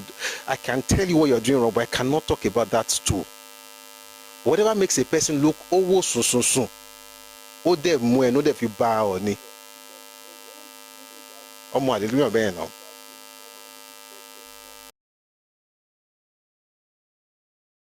But see, guess what? It gets worse because the ones who would have respected that throne, oh my, disrespected, hear what they assembly. What was from Aboya? Ama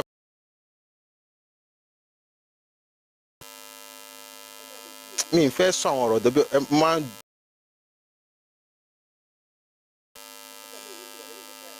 But Empire 2. Empire to 2 in the 1830s. Capital mélòó ló ti wà lẹ́yìn empire yẹn? Capital méjì.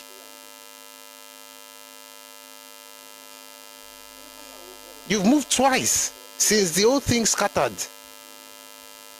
No thanks to Fulani people. So empire wo gan lambara sọ̀rọ̀ tí ó tiẹ̀ that's a farabalẹ̀ béèrè.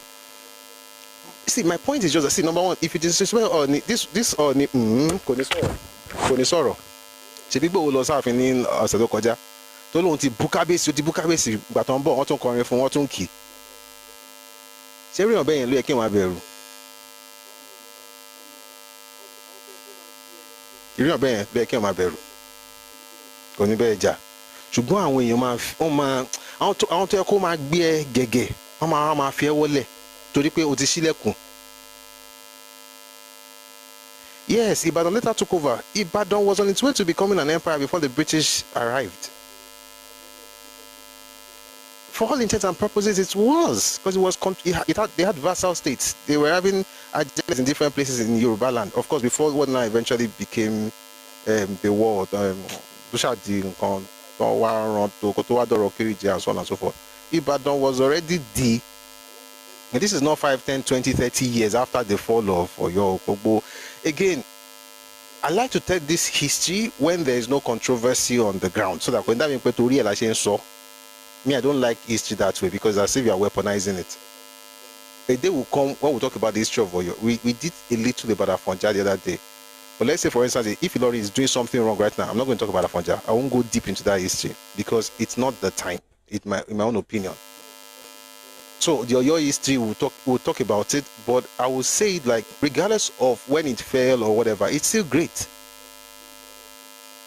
But it's not greatness to challenge authority or to change the order of things. That's not greatness. That's foolishness. Next, look, but you pick which one makes sense. Go make sense. I don't do it. I want me more be. I want to tell you, me be not sharing you about kini or ni se kini kan. Want to sọ̀rọ̀ kan. Ṣé bó ti ẹ máa níbi kan tí ọmọ ní ìjánu. Wá ti pé inú bí mi bọ́ mi lè dárúkọ mi lè sọ báyìí wà kàn dé lánàá gbàgà. Kí ni màá bí ọba yẹn ṣe kó sọ fún pé kéèyàn gòkè stage yìí sìn orí platform yìí ṣe kó sọ pé aláàfin báwo. I will tell you stop. No matter what, you can't just talk about the aláàfin because you are angry.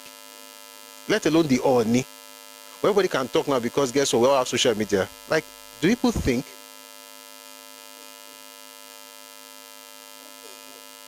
It's a shame, Sha. It's a shame. All for what?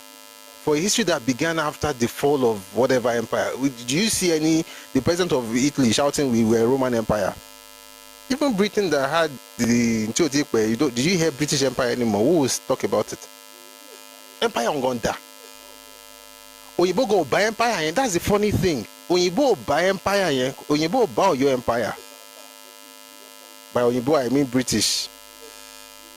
Portuguese did not come that way. Portuguese was Benin, Warri, and eventually Ife in the 17th century. Imagine for a second that the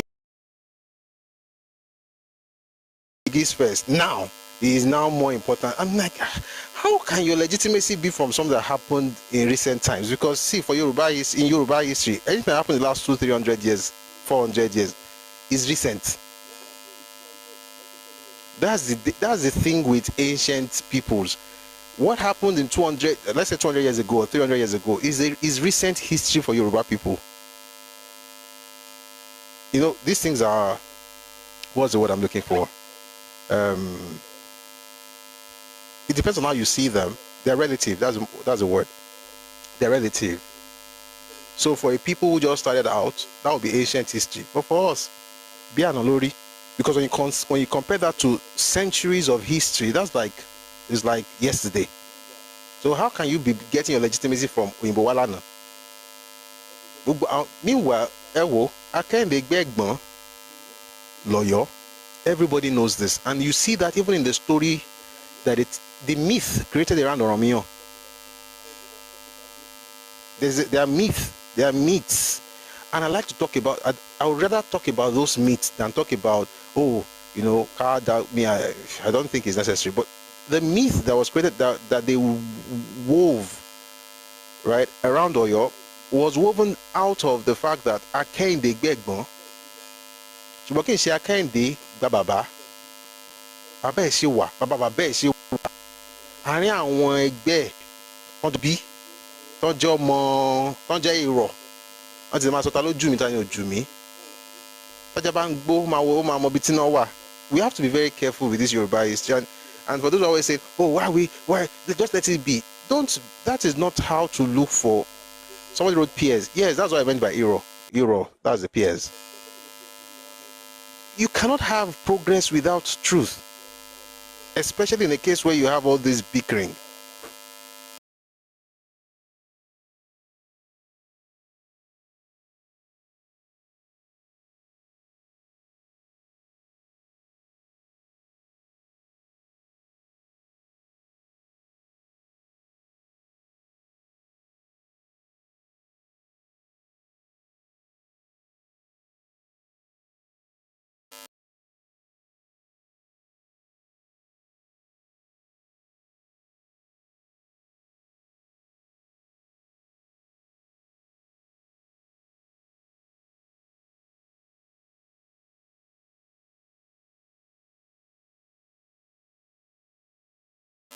Baba Wanda Bimbola.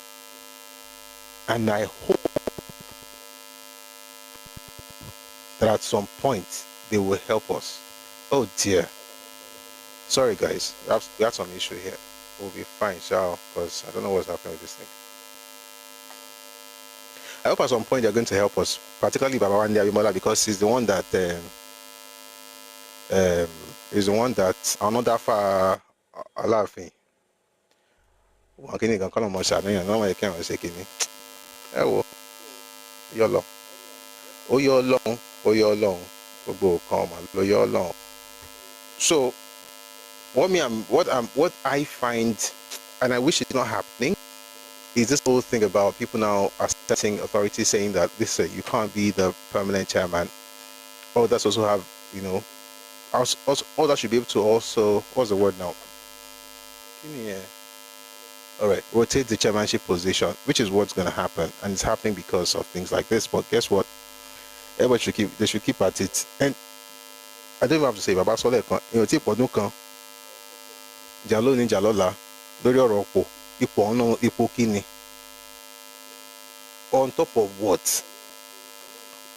See, I was talking to somebody a couple of days ago. I mean, on knees, I mean, you can, on this matter, he has no fault, right?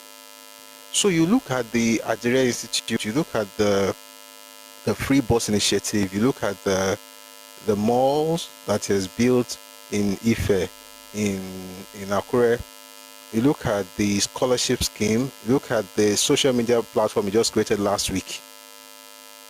I didn't even talk about that one together. Created a social media platform last week. Is that not what should challenge other kings? How can we recreate something like this in our space? Which one is British came and gave me something? Who cares? Yes, no, that the results in Lagos were even before he became king. After he became king, let me tell you so. Like, these are things that we should hear and get get excited. Okay, I want to see this kind of thing in Ibadan. I want to see it in Ogbomoso. See what the Shaun is doing now. See what the Shaun is doing. Shaun is, inviting people from different places because, of course, he's lived abroad, he's done all these things, but he's trying to use that to develop Ogbomoso. He's asking people to come and build stuff and do stuff, then talk about chieftaincy title and things like that. That's what you want to hear. Not like you sit to one place and be shouting, I'm older than bigger, and like, who are you? Show my age, mini. I'm older than you. Show my age, mini. The social media is called Together. Together. Two. That number 2. GEDA. I saw it. I saw the advert. I hope we actually focus on things that matter. However, we cannot focus on things that matter and let people just let the wrong narrative just fly because we want to keep peace. That's not peace. That's the peace of a graveyard. That will require death. The silence of the graveyard is not peace. It's death. If you want peace, you create order, structure. All right. NBA, please finish up with your statement and then we can go to the next person and get to the topic. NBA. Thank you very much for further elucidation on that. Thank you. Yes. The part that I wanted to finish on, but before I move to that part, let me just add to my disconcernment with the new Oba of Oyo Alaafin. There's still a story that still deserves your attention. Maybe you can help us get to the bottom of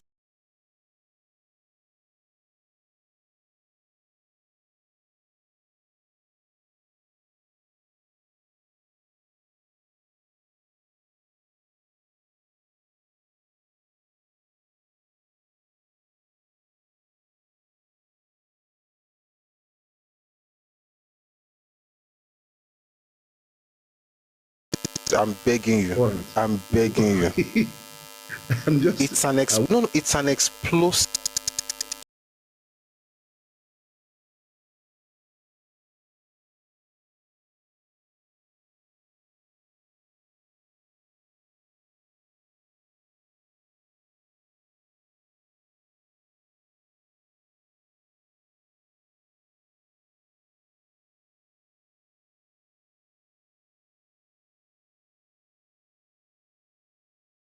for months.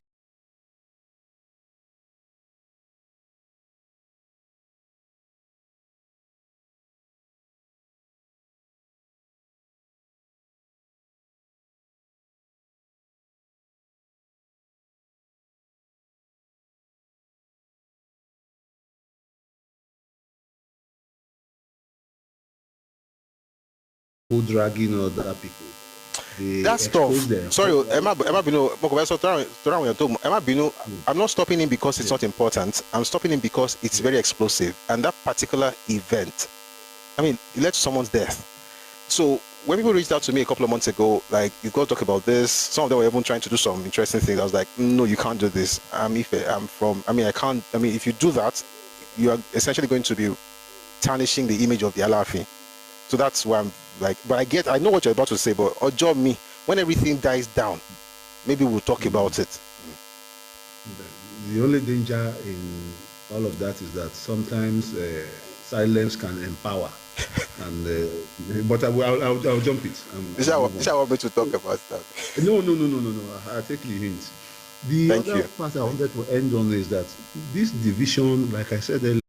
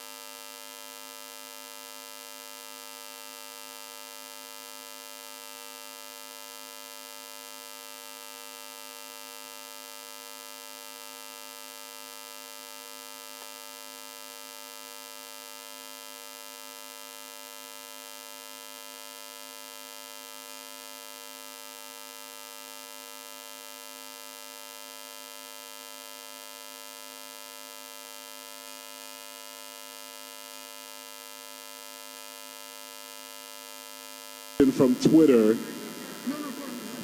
and he says, Julius, answer, carry on. Okay. I am Akeem Adenuga, tweeting from Ibadan, Nigeria. Sir, I would like to ask you, what do you think about the Green Energy Initiative the current APC administration signed Nigeria up to, considering your policies intend to pursue aggressive production and industrialization? Don't born generation. In fact,